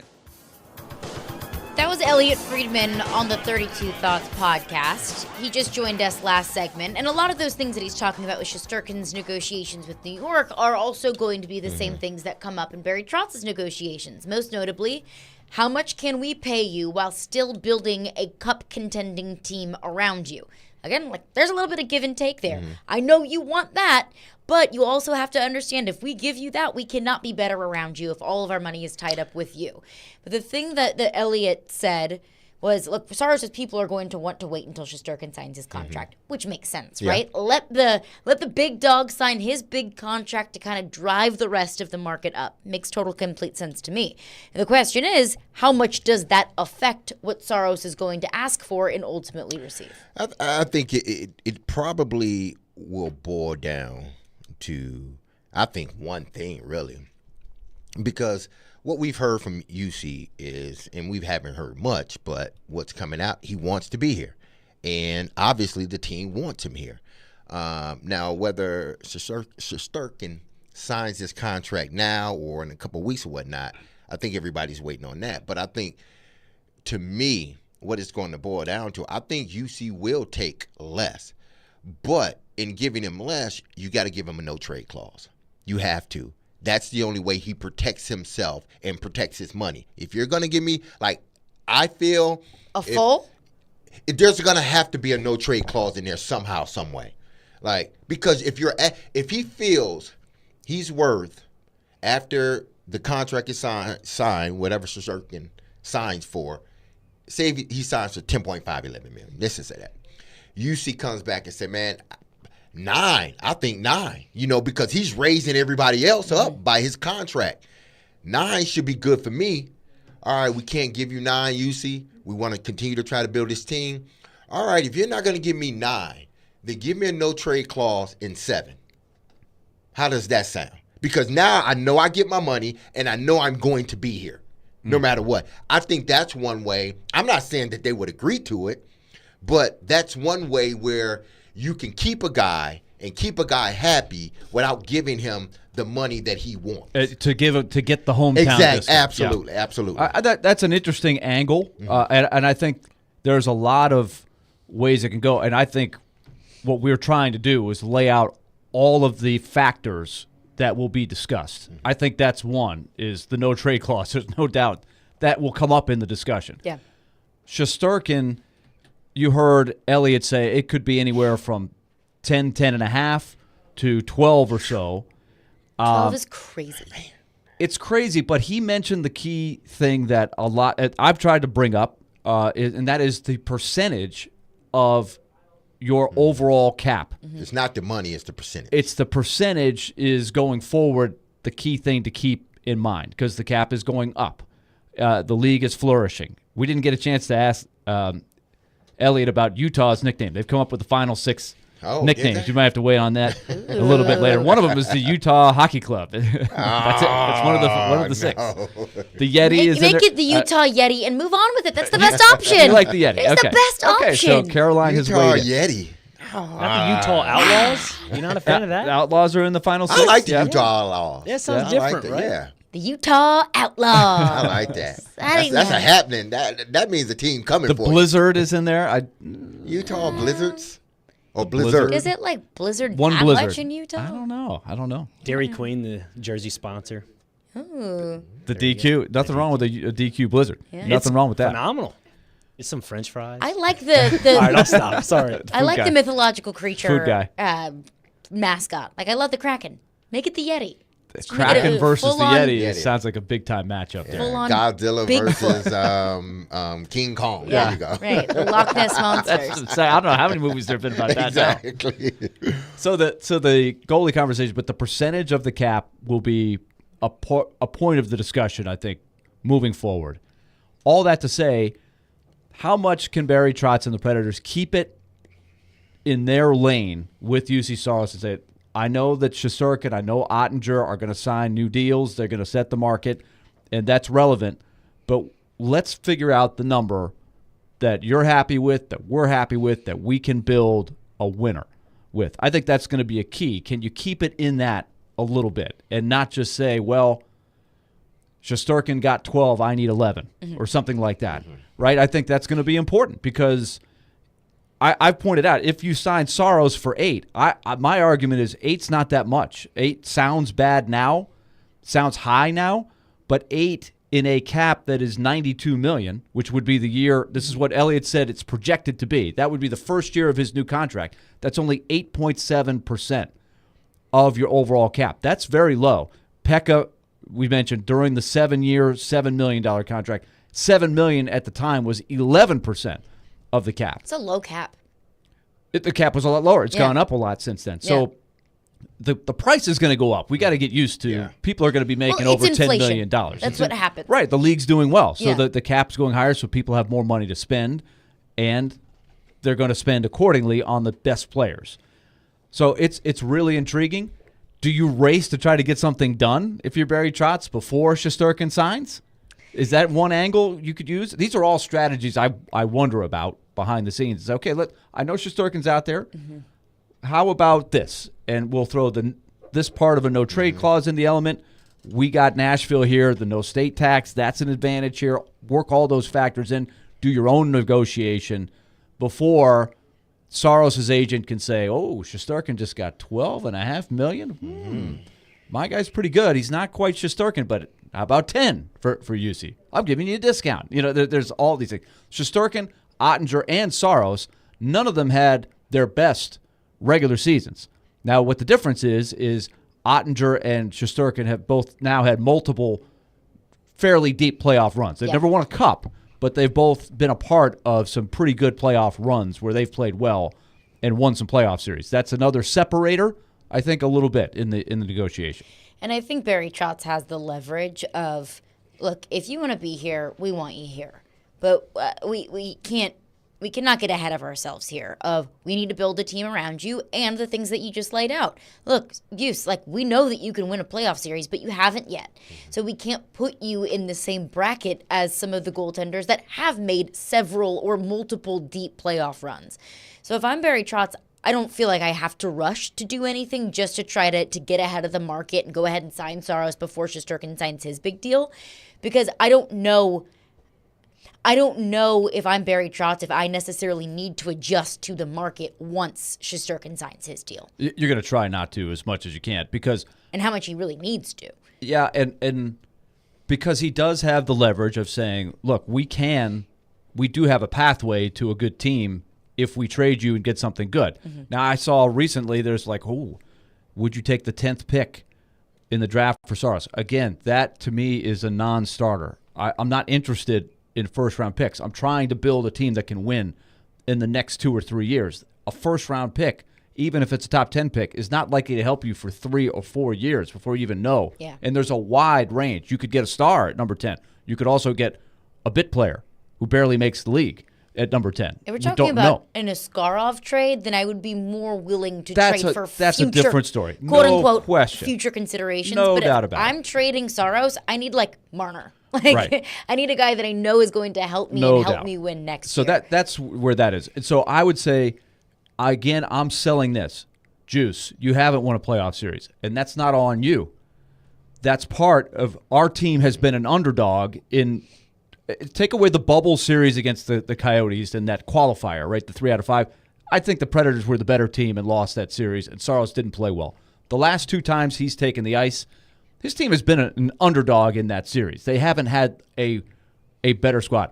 If I'm Barry Trotz selling, I'm going to put a team around you where you don't have to carry us. You're going to be a big part of why we win, but also I'm going to put a team in front of you that's going to help you and help our team.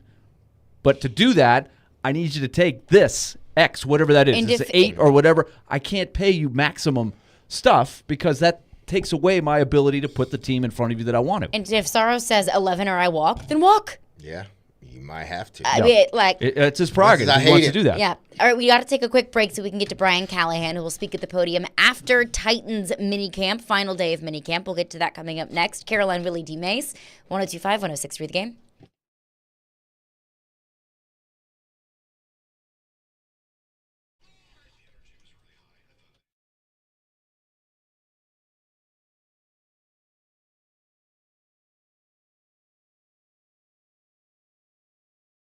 All right, let's talk Loan Pronto. Imagine waking up this time in a week or two and knowing that you are in a better position financially than you have been in a long, long time because you have used Loan Pronto's program that I've been talking about now for a couple years, and that is the Express Equity Line of Credit.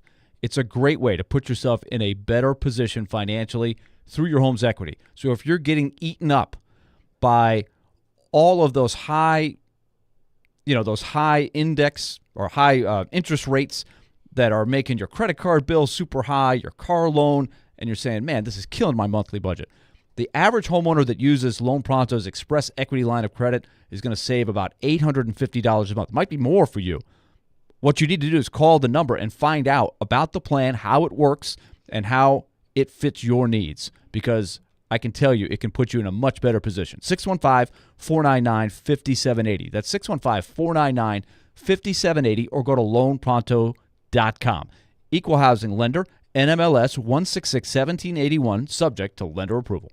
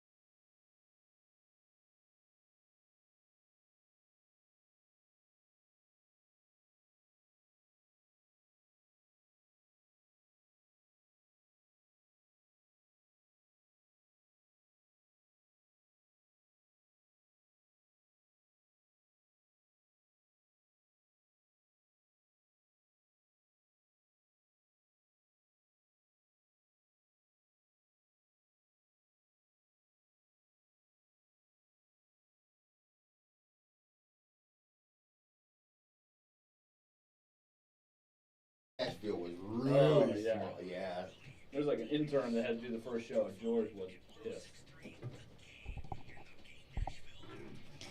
We'll hear from Titans head coach Brian Callahan after just a quick break.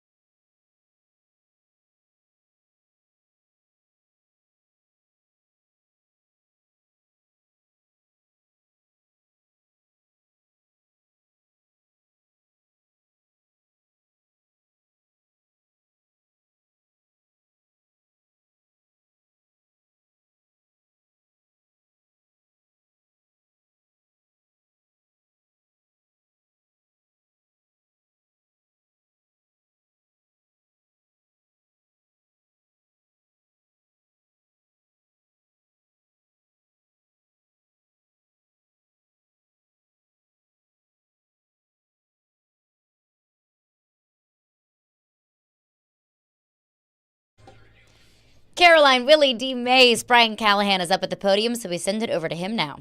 You know, just like any competition, there's going to be ups and downs. There'll be days when you guys come out and one looks better than the other, and the evaluation is a totality of all their time. Evaluation is a totality of all their time in the offseason, in training camp, and in the preseason games. And so it's an ongoing evaluation, and there's going to be ebbs and flows, and guys will look good one day and not as good the other. And so you're trying to get their totality of work as to who's best equipped to be the number 2. Uneducated eye, obviously, but it looks like Malik, his base is way wider than the other two. Is he working on something there? No, he's not working. He's actually one of the more natural footwork and base guys. Just it comes very easy to him. I wouldn't say he's overly wide. Nothing that would be problematic to my eye at this point.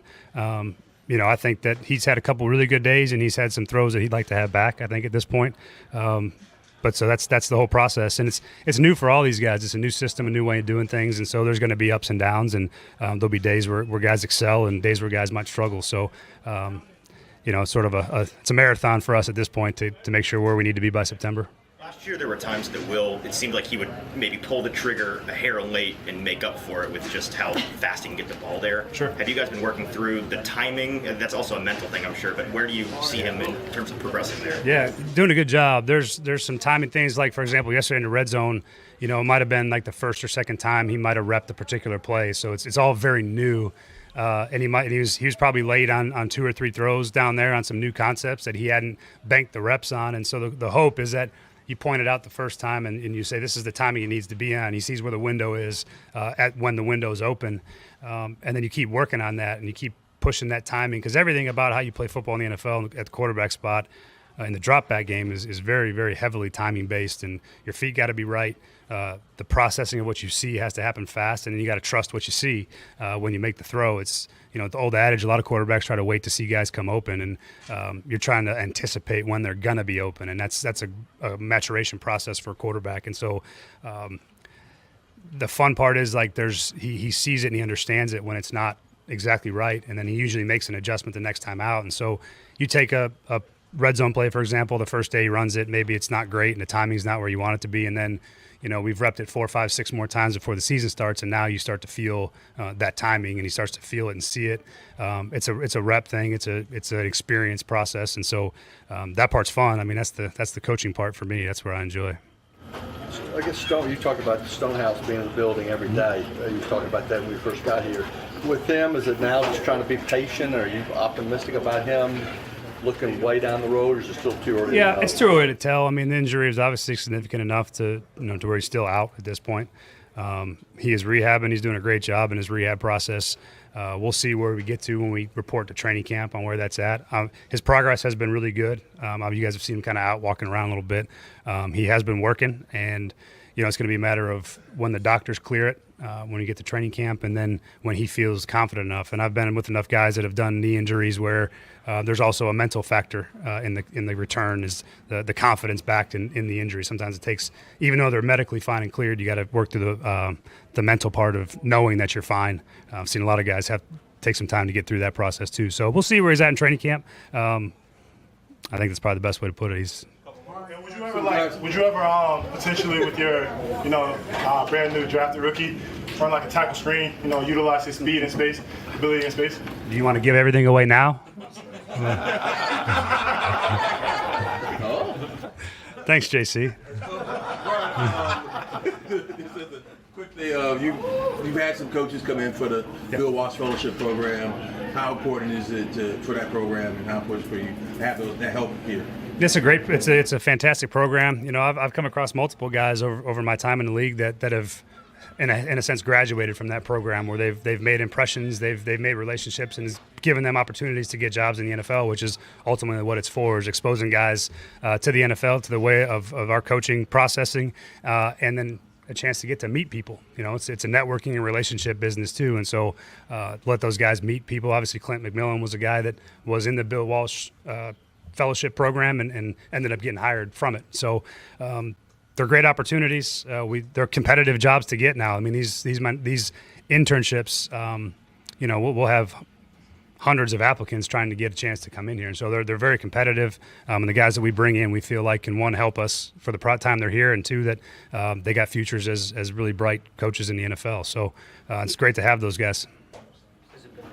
Speaking of JC, is it hard to kind of get a gauge on how well that transition's going when you're not wearing pads and so forth, or are there things you can still pick up? There's things you can pick up. I think there's a movement and a mental component that you feel like as you watch it that feels good.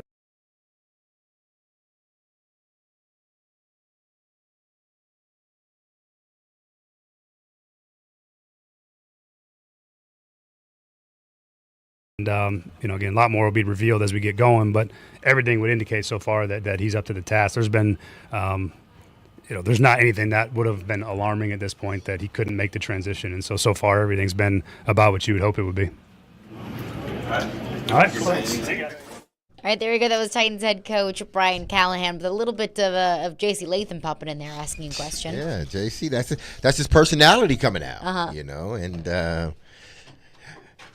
I don't know if coach expected that. he probably saw him back there, but didn't think he would ask a question. But it's just his personality come out. It seemed like it was a really good question. Coach was like, "Oh, you giving it away, huh? Already?" I was like, "Okay." But the stuff that he said about Will, and I think he's just sort of in a different way regurgitating what we said yesterday.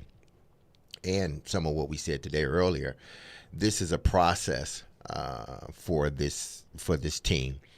In particular, it's a process for the young offense, and then even more than that, if you want to go even micro, it's a process for the quarterback. Some days are going to be great, and some days are going to be frustrating. As a coach, as a player, that's why we have these camps. So now you got to sort of fight through that process, because regardless if you are, an all-pro at the position or you're a rookie, when a new offense is presented to you, it's going to take some time for you to grasp it. I saw Steve McNair go through it in Baltimore.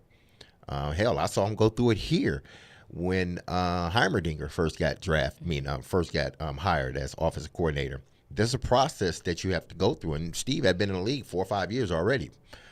So all quarterbacks in a new offense has to go through this process of knowing and understanding there's going to be some really good days, but there are going to be more bad days to start off than good days, and you just got to weather through that, knowing that we're going to eventually pick this up as a team. If we just stick to the plan, continue to put in the hours, we are going to get – but looking at the Titans roster, the frontline guys, top 11 on offense, it seems like they have the players. It's just getting yourself acclimated and familiar with the playbook. And as you do that, you start to get more comfortable in what you're doing. And I'm sure that's what Brian Callahan is looking at from the standpoint of Will. It does sound like, just from some of the questions that were asked to Brian Callahan, that maybe it wasn't the greatest day. Mm-hmm. Brian Callahan said, look, it was a little kind of rough in red zone. But, D-Mase, just from your experience, and this is it easier to learn a new defense than new offense? Easier. Is it quicker to click? Not easy isn't a fair word to use. Is it click quicker? The perception is it is. And from my experience, not to say that it's easier, but defense, it's just chaotic, controlled chaos. It's just controlled chaos with them. You don't know where you're going. Yeah, you don't know, but like, for instance, like one guy on the defensive line, they can be calling you a stunt one way. One guy can go the other way and get a sack, You do that on offense, quarterback's getting hit in the back of the head. Mm-hmm. It's going to be a fumble or an interception, something like that. You have a little bit more leeway at the beginning for defenses than you do for offenses, because offense is timing. Everything is timing with offense. No matter what system you're running, it's all about timing. I'm not sure, and, would love to have, throw this out to a defensive player. Defense isn't about timing. Offense is all timing and rhythm, timing and rhythm. Your chemistry. You're trying to disrupt timing. Exactly. Defense, you're trying to disrupt that timing. So it's a little bit.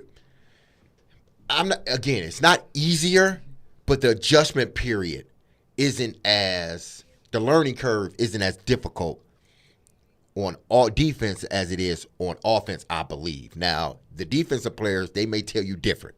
But from my experience, wherever I've been, the defense seems to pick up, especially if you have good players, the defense tend to pick it up quicker than the offense does. Because, again, the offense is about timing and rhythm. And if me as a defensive player can disrupt that rhythm, that's all we need to do. And then expect those guys up front to get to the get to the quarterback.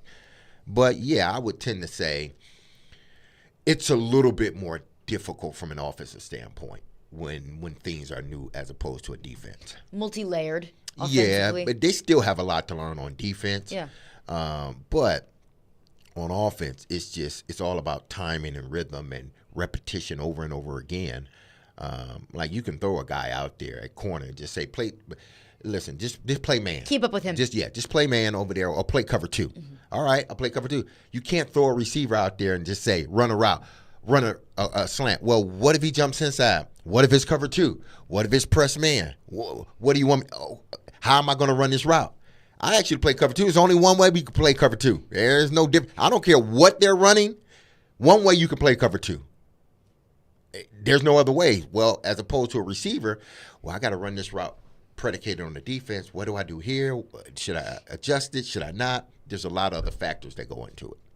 So it would make sense, at least by that logic, that the defense looks to be 2 or 3 steps ahead of the offense at this point in the offseason. Yeah, that's what's going to happen. Yeah. I mean, unless you have a veteran offense without, any newness to it, then they just pick up where they left off last year. But even that, there's still going to be a period of those new guys getting acclimated to what's going on, as opposed to defense. Listen, they got a lot of stuff to learn, but, it's not rhythm-based in a sense. I'm looking at some of TD's practice reports. He said that defense owned the day yesterday, but offense looked much better today. Again, we're not out there. I will take TD by his word because there is nobody that I trust more in their practice reports more than TD, unless it's Jim Wyatt. Yes. But looking at some more of TD's reports, Harold Landry took part in 7-on-7 for the first time. Good to see that. Will Levis opened 7-on-7 with a well-placed back shoulder throw to Josh Wiley for a big gain. Levis to Nick Whisper-Kakine on a diving catch under Traylon Burks' clear out. Thomas Odukoya caught a seam pass from Mason Rudolph. Had to get it. Had his get somewhere shoes on.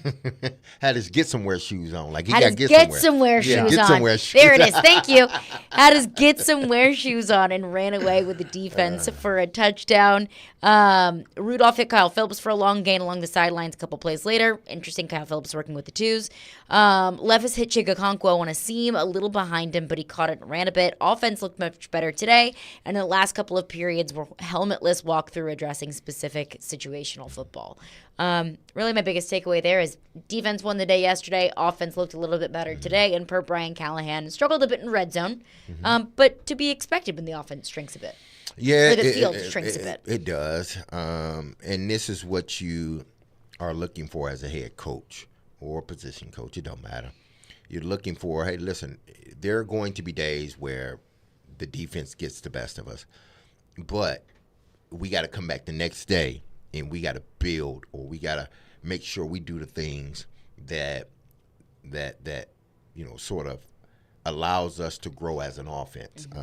If it looks like it did yesterday, we're not getting anywhere. There's no progression. Each and every day it has to be a progression. And it doesn't have to necessarily be a whole period. It could be a throw that Will Levis made yesterday that he didn't connect on. Well, we come back, we run that play again. Today, now he connect on it. Why? Because now we went back to the film room. We've watched the film. We've dissected. We let them know, hey, listen, if this is not there, look at how they're playing their defense. You may have to go another way, or you may have to throw it to a different area of that person's circumference. So, the second day, that's what you want to see. That they may not have dominated the whole practice, but if you see instances where they've gotten better, then that's all you want to see as a coach. Yeah. In terms of attendance, and These minicamps are mandatory, so all of the names that are listed here, I believe, are probably just inside getting work and doing stuff on the side. Tavondre Sweat, Kieras Jackson, and Nicholas Petit-Frere rehabbing inside, just not out on the field. Whatever they were doing, I would assume that they're in the building since they've been in the buildings. They haven't been on the field throughout minicamp, but not out on the field. When we look ahead to OTAs, which will start next Monday through next Thursday, I'm going to want to start to see me some Tavondre Sweat on the field. Yeah, I mean, I can only sort of assume why he's not on the field. I'm not sure if it's a major injury, because I think if it was a major injury, we would have known about it somehow, some way. I think it's precautionary. There may be a slight injury there. I'm thinking soft tissue possibly. And Brian Callahan said, and Paul Kuharski reported, it was minor. Yeah, so but the longer he's out leads me to believe, okay, maybe it's not minor, or maybe it's something minor, else. But I think I think some of it has to do with his weight too. I think they're trying to prepare. Like when you get a guy that's coming out of college that big. You gotta you gotta make him understand and let him know, like this is your job now. We gotta prepare you to play 17, 18, 19, 20 games. And at 350, 360, you can't do it. You can't play. We could put you in a play, then we gotta take you out. Put you in another play. We can't do that. You have to at least be able to play 3 or 4 plays back to back to back, and then we'll give you a break. I think what they're trying to work on is conditioning. They're trying to help drop this weight. Again, there may be a soft tissue injury there, but if you feel that he's not at the weight you want him at, you're not then going to throw him back out there on the field, because what he's going to do is just re-injure whatever is going on. It's minor now. You throw him back out on that field, it's going to go from minor to major. So again, we don't need to rush him out there. We're going to slowly bring him on, but I do hope to see him out there next week. I agree, but I do think, though, that if it is soft tissue, and there would be a lot – this is all speculative, but it would seem like that is a wise thing to do. Trevor made this point yesterday, or I guess it was 2 days ago. We talked a lot about what Trevor said about Traylon Burks. I thought he made a good point about Sweat, and that is at this time of the year, the worst thing that you can do for a soft tissue injury is to have a setback. Yeah. And if you, let's just say it's a hamstring, I don't know if it is or not, but that's the type of injury that you might think you're feeling pretty good, and you're telling the coaches, it feels good today, let's go. All right, get out there, rookie. We need you out there. It's an easy one to re-aggravate. And then especially for a guy with his unique dimensions, shall we say? He's That's large. a good way to say it, Willy. He's very large. I mean, he's overweight. For him, it might be longer than somebody else. I don't know, but these are all reasons why maybe they're slow walking it a little bit in June. So you're trading off the question mark that's getting larger and larger. Oh boy, he still hasn't been out there. What's the deal? This was the tag on him from the start, and here we go. You're trading that off for, this is what I have to do to get this guy ready to go so that we have a chance, right? We cannot have him start training camp with a major soft tissue injury that we made worse by rushing him back out there. It's not perfect. We all wished he would have come in feeling great, ready to go. But this is not that. But when in drafting a guy like Sweat, that that the weight can become an issue. You have to know going in, okay, we're drafting this guy. How do we bring him along in our program?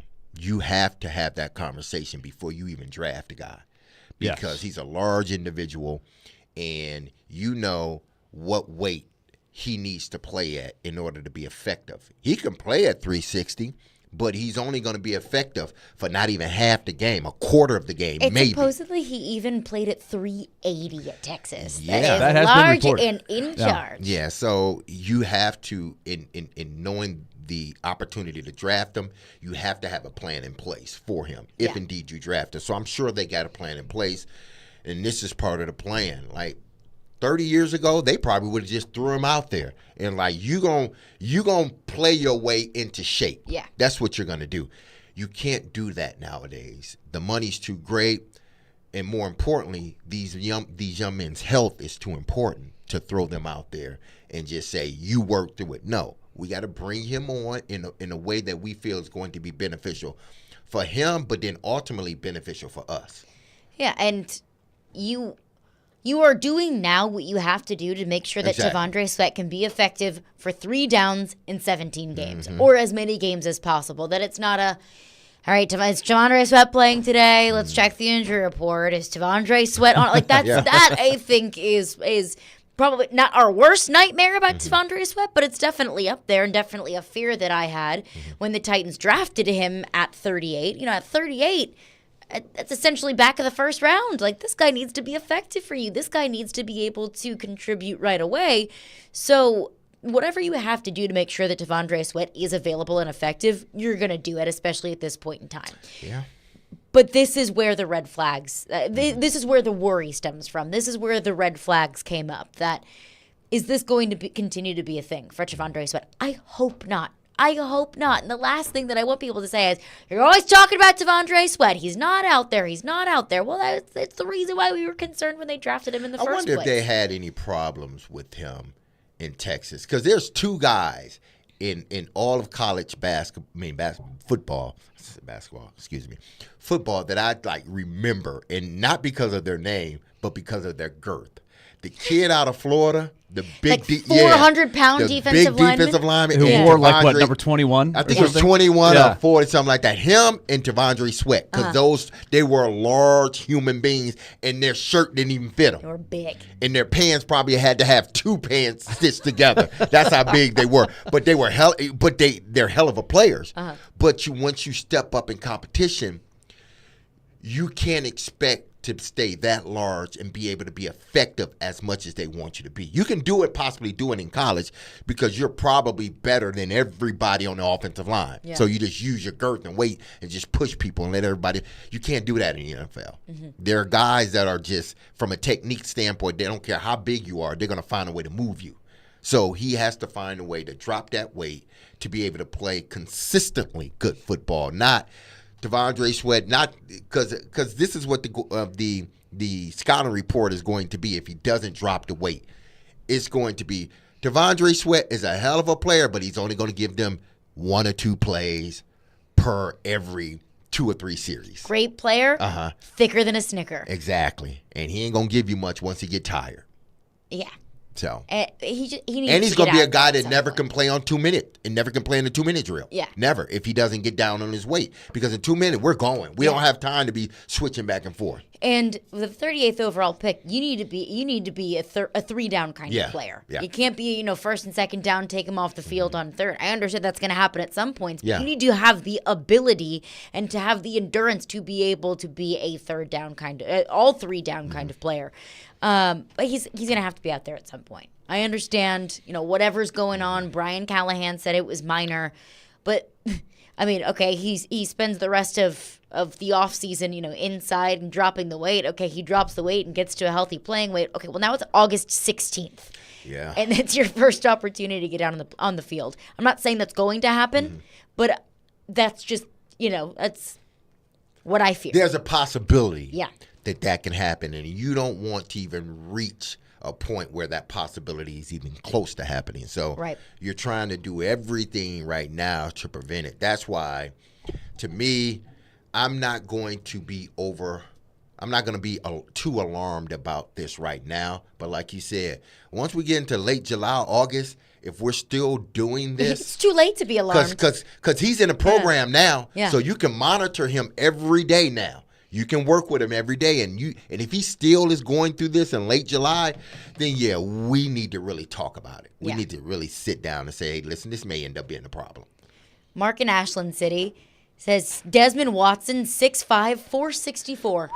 That's the big kid from Florida, right? Yeah, the Florida D lineman. Man, when that dude 464, 464, is that documented?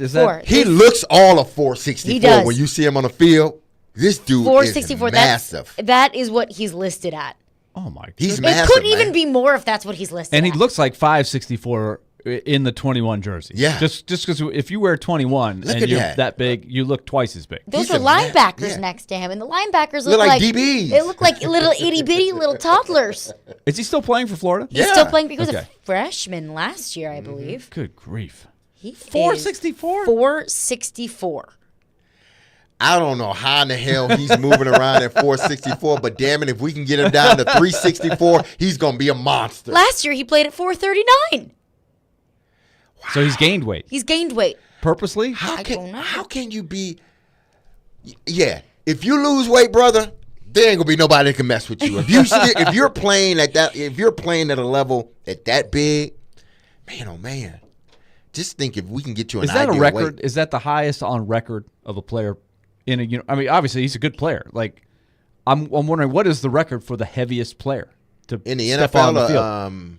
Anywhere. I don't know, man. Both, like I college think or Sean pro. Gilbert was big for Green Obviously, Bay. if you're 6'9", it's a little Yeah, easier. it's different. To have, But Sean be that Gilbert big. wasn't. I think Sean Gilbert was like 6'4". Sean Gilbert comes to mind, but what 6'5". was he over 400? I don't think know. he was over 400, but he was a wide individual. Sam Adams, Sam a Adams, wide yeah. individual. Is that on a website somewhere? Heaviest players in NFL history. Yeah, I'm like, man. I don't see any 400-pounders on that Yeah, list. I don't think there's been a 400. I don't know why RG3 pops up on the list. What? You sure At that's a not buck RG1? It looks like Aaron Gibson at 375. Yeah, Big Gibson. Yeah, I remember. Yeah, Is he a left tackle or right tackle? he was a right He was tackle, a right I tackle. believe. At 375. Ted Washington, 375. Yeah, Big Ted. Carolina, Washington. the official weight for that is 410. His official for, weight for Gibson, 410. Okay. Aaron Gibson. Oh, 410? Yeah, that's what it says here. It says he weighed in then at Wikipedia's 410, lying. But the heaviest active player is 380, which is him. So 5 pounds extra. I mean, who cares? Jeez. God, some big man. Large. Y'all said 464 earlier? 464. That's what they said on the internet. I guess the internet. That's a lot of burgers. Yeah. The internet never lies. That's a store. That's a restaurant you're eating. That's a bus. Yeah, you're eating. You're just going in there. You're like, and I know you younger guys probably don't remember this. Willie, you probably do. You do. The Fat Boys. The group, Oh, yeah. And they made the video, All You Can Eat. I loved, like, the Fat Boys when I was growing up. That was my group. Me and my two friends in middle school. We all like I don't know. No, me. It was Kurosky, who else was it? Who was the Human Beatbox? And then the other, I forgot the other guy's name. But we all had our who we were. It was 3 of us, and that was our little group. So I loved the Fat Boys back then. But they had this video, All You Can Eat. And one of the guys, Buff, who was the beatbox guy, he went to the buffet line, was just eating everything. It was That was the video? It was the video, yeah. Them just going to a all-you-can-eat buffet and eating everything. Like, they ate the whole store out where the people had to kick them out. When you see 3 guys coming up to a buffet, And all the of them manager's about got to be 300. like jaws got to drop. Like, oh, we are in trouble. No. Somebody please change that sign quickly to not all you can eat, okay? It's a Curb Your Enthusiasm. To add Leon goes to the all you can eat, and he hits the limit. They kick him out. To add fuel to the Trevor Maddich fire this week, when he was on with Jared, he said, Tavondre Sweat is hurt? How? Speed eating at a buffet? Yeah, I heard. I've got a bunch of your Titans minicamp thoughts, Tavondre Sweat thoughts. Everything is on the table, what we heard from Brian Callahan. Again, Tavondre Sweat and Nicholas Petit-Frere not out on the practice field today. We talk a lot about Sweat. I'm not too happy about Nicholas Petit-Frere not being out on the field either. So we'll get into you coming up next. Caroline, Willy, D-Mase. Become a sponsor of the tournament or register a team and join the 615 Open. Proceeds will help raise money for Souls for Souls. Sponsorship packages could include email campaigns, commercials, radio advertising, and so much more. Learn more about our different packages and how you can support a good cause at 615open.com. Caroline, Willy, D-Mase were brought to you by Zen Sports. Start earning cash rewards on your bets today. Gambling problem? Call 1-800-889-9789. Terms and conditions apply. Must be 21 or older and in Tennessee to bet.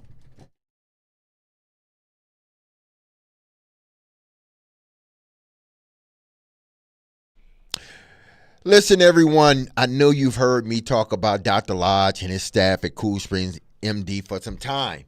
If you have set out to lose some weight, as we all have at one point, or majority of us, let's say that, chances are it's not your first time setting a resolution to shed some extra pounds only to face disappointment. Again, there are a lot of people that go through this year after year after year, and they're looking for a solution. Well, I'm about to give you the solution. At Cool Springs MD, Dr. Lodge and his team understand the frustration of this cycle, and that is why they offer a different approach to weight loss. They're coming at this from a different angle, people, not like everybody else, but from a different angle. Their comprehensive weight loss program is led by Dr. Lodge and addresses the root cause of weight gain. And here they are. Here's what they're going to give you. All right, we're gonna kind of take you through a tailored nutrition, which we all need, exercise, that's very important. Okay, people, exercise, blood tests, supplements, and more. They will customize a program specific to you. So connect with Dr. Lodge and CoolSpringsMD.com today to schedule your appointment for a personalized weight loss plan just for you, no one else. That's Cool Springs MD, where your weight loss journey becomes a success story.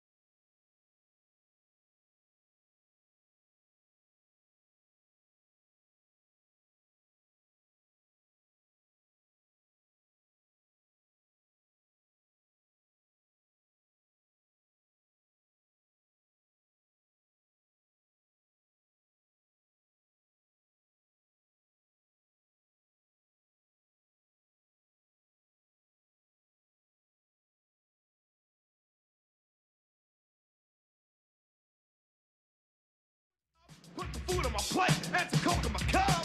Give me some chicken, fake survive, living past me and let Tavondre Sweat's theme song.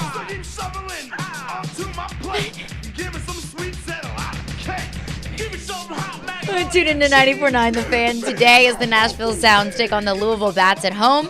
Pre-game at 6:20 p.m., first pitch at 6:35 with coverage also available on the 94.9 The Fan app and at 949thefan.com. Sounds Baseball on 94.9 The Fan, presented by Twin Peaks Family Leisure and Busy Bee Plumbing, Heating, and Air Conditioning. We got to enjoy the video. Yes. During the D-Mase pulled it up, and there was no food left at the all-you-can-eat buffet. They even took the cheese off the wall and everything else. And I believe they mentioned the price, and there was only $3.99. $3.99. Pretty good deal. That was what, late '80s? Yeah, you ain't getting nothing for $3.99 no more. 1985. I was born in the wrong era, ladies and gentlemen. I would be a heavy man by now. A cup of coffee costs more than $3.99. This is a fair life question, though, because I feel like offensive lines have, maybe defensive lines have tested this at times, but can an all-you-can-eat manager come out and toss you for just taking too much advantage of the all-you-can-eat? Yeah. There's Because probably Curb some Your Enthusiasm, small print that's at what the happened. bottom. Leon got thrown out. Leon threw a fit. He was not happy. Larry David was welcome to stay. Leon, you're out of here. And there's this whole thing. You can't throw me out. It's You all can't you can kick eat. me out. It's all you can eat. I paid for the all you can eat. So is it okay at some point if the person's taking advantage to Yeah, I think you can. give them the hook? Yeah. I think it's a pretty high threshold. Yeah. But if you're getting to that threshold, then, like, you need to go. Yeah. You need Now, to what if go. I offer to pay again? I'll pay again so I can eat again? Like, is that? I mean, they're so still I'm bringing paying- in money. Yeah, I mean, you do make a valid point. Do I get a reset if I'll pay $3.99 again? Nope, you're out. Nah, You're still you gotta- gone? Yeah. You got to go because Willie, you know what I think Because you they do? had no food left. Yeah, that's the what Fat I'm saying. Boys, they cleaned them out. They didn't have anything I ain't else. making no money. You hand him a $10 bill underneath the table. Like, oh, okay, that's two more. I got it. That's fine. All right, That's well, how I would do it. I'm just saying. Speaking of all you can eat, we've got some thoughts on Devontae Okay. Sweat. Okay. So let's get to your phone. 615-737-1025 is the phone number. If you have a thought, phone line's driven by WilsonCountyHonda.com. One texter texts in and says, I can guarantee it's a soft tissue problem. Too much soft tissue.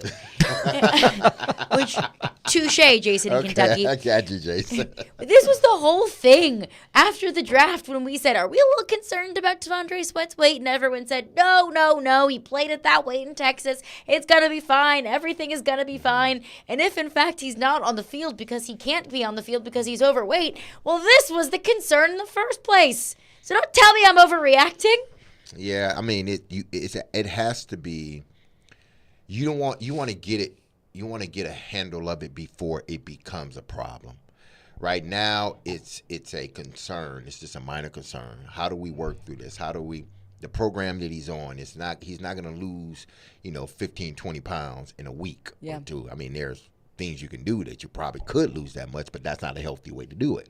But this is going to take some time for him because it's a lifestyle now for him. Mm-hmm. It's not just a fad. I got to lose weight for the next month and then just to get him. No, this is a lifestyle for you now, Sweat.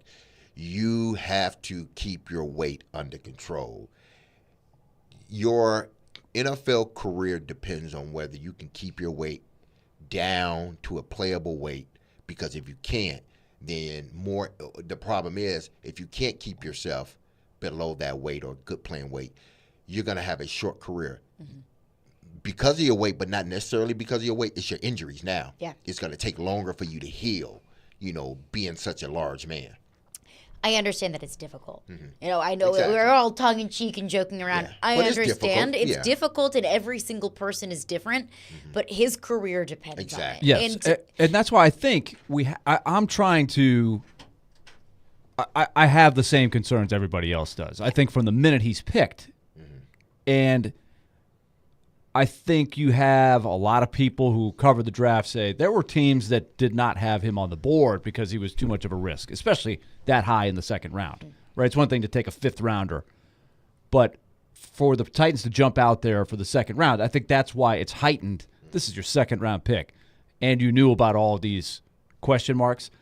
So I'm trying to tamper down my concerns, and I'm trying to look at what they're trying to do. You're trying to build a foundation. You're trying to build habits. If that costs you several practices in June, in the long term, nobody's going to worry about it, right? But if you're building those effective habits, if you're out of the gate with bad habits and you re-injure something, or I do see. So I'm going to be patient as much as I can with this.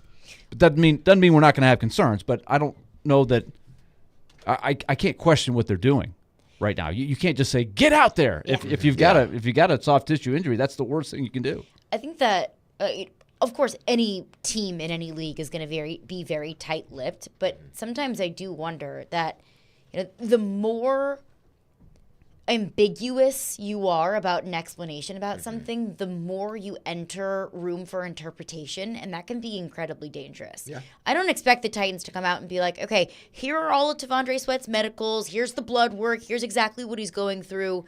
But it does kind of do the player a disservice whenever you're saying, oh, it's minor, don't worry about it, and he's out for 3 weeks. I don't think the Titans are concerned about that.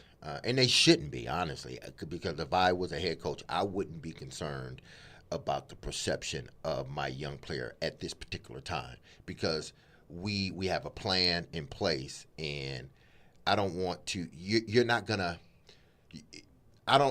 Me explaining our plan isn't going to, deter you from saying what you're going to say regardless. Mm-hmm. We have a plan for this young man. We're not going to specify what the plan is, but there is a plan. And like Willie said, the plan may cause for him to miss some days where, he's not working out on the field with the players, but he's behind the scenes getting the work in that he needs to get in, because this is going to help us in the process of him dropping weight. It's not going to help us to throw him out there and then he gets hurt. And now when he's hurt, he can't do anything. Mm-hmm. Can't run, can't get on elliptical, can't do anything to help lose the weight along with the nutrition. So let's bring him on slowly. Yes, it's minor, but, we can deal with the minor injury and help him drop the weight that he needs to drop. But if we throw him back out there, he ends up getting hurt again. Now it's just... I wouldn't be asking the Titans to throw him out there just to appease all of us and see, look, he's fine. I'm just saying clarity. It provides more explanation as to what's going on. I'm always a believer that as clear as you can be is helpful, I think, especially in June. Yeah. But I don't think they care right now. It's one thing if you got a game on Sunday and you don't want people to know whether he's going to play or not. That's different. That's different. Like in June... I know you don't have to say anything about anybody, but I don't know. Sometimes I think it's helpful. Coaches are very coy. Even as open and upfront Coach Callahan has been, it's still a lot of things he keep close to the vest. Yeah. Rightfully so. Another texter says, my problem with Sweat isn't that he's injured. It's the fact that the Titans took him where they did with the red flags, and now the red flags are starting to show. Yes. This isn't new territory. It's compounded by that.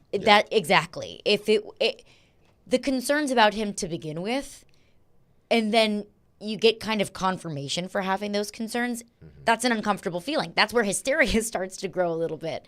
The texter continues to say, this isn't new territory for the Titans because they've made stupid mistakes in the past, and it just seems like they aren't learning or going in a new direction with Sweat presenting as hurt.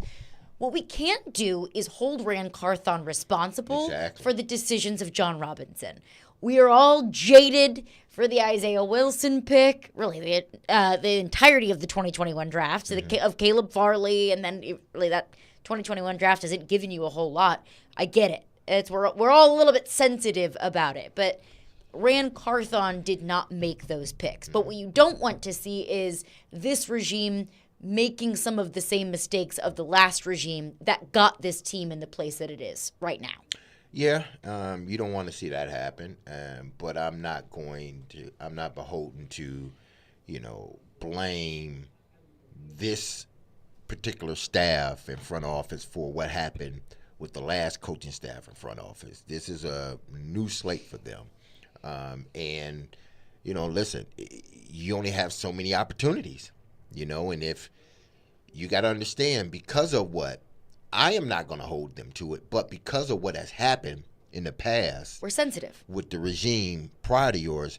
A lot of people are sensitive to that, not necessarily blaming, Rand and Brian and everybody else, but we're sensitive because they've done this before, this organization. But it's not like they've done what every organization in the National Football League has done at one point in time in their long story careers, history as far as the NFL. You've always taken a chance on a hurt guy.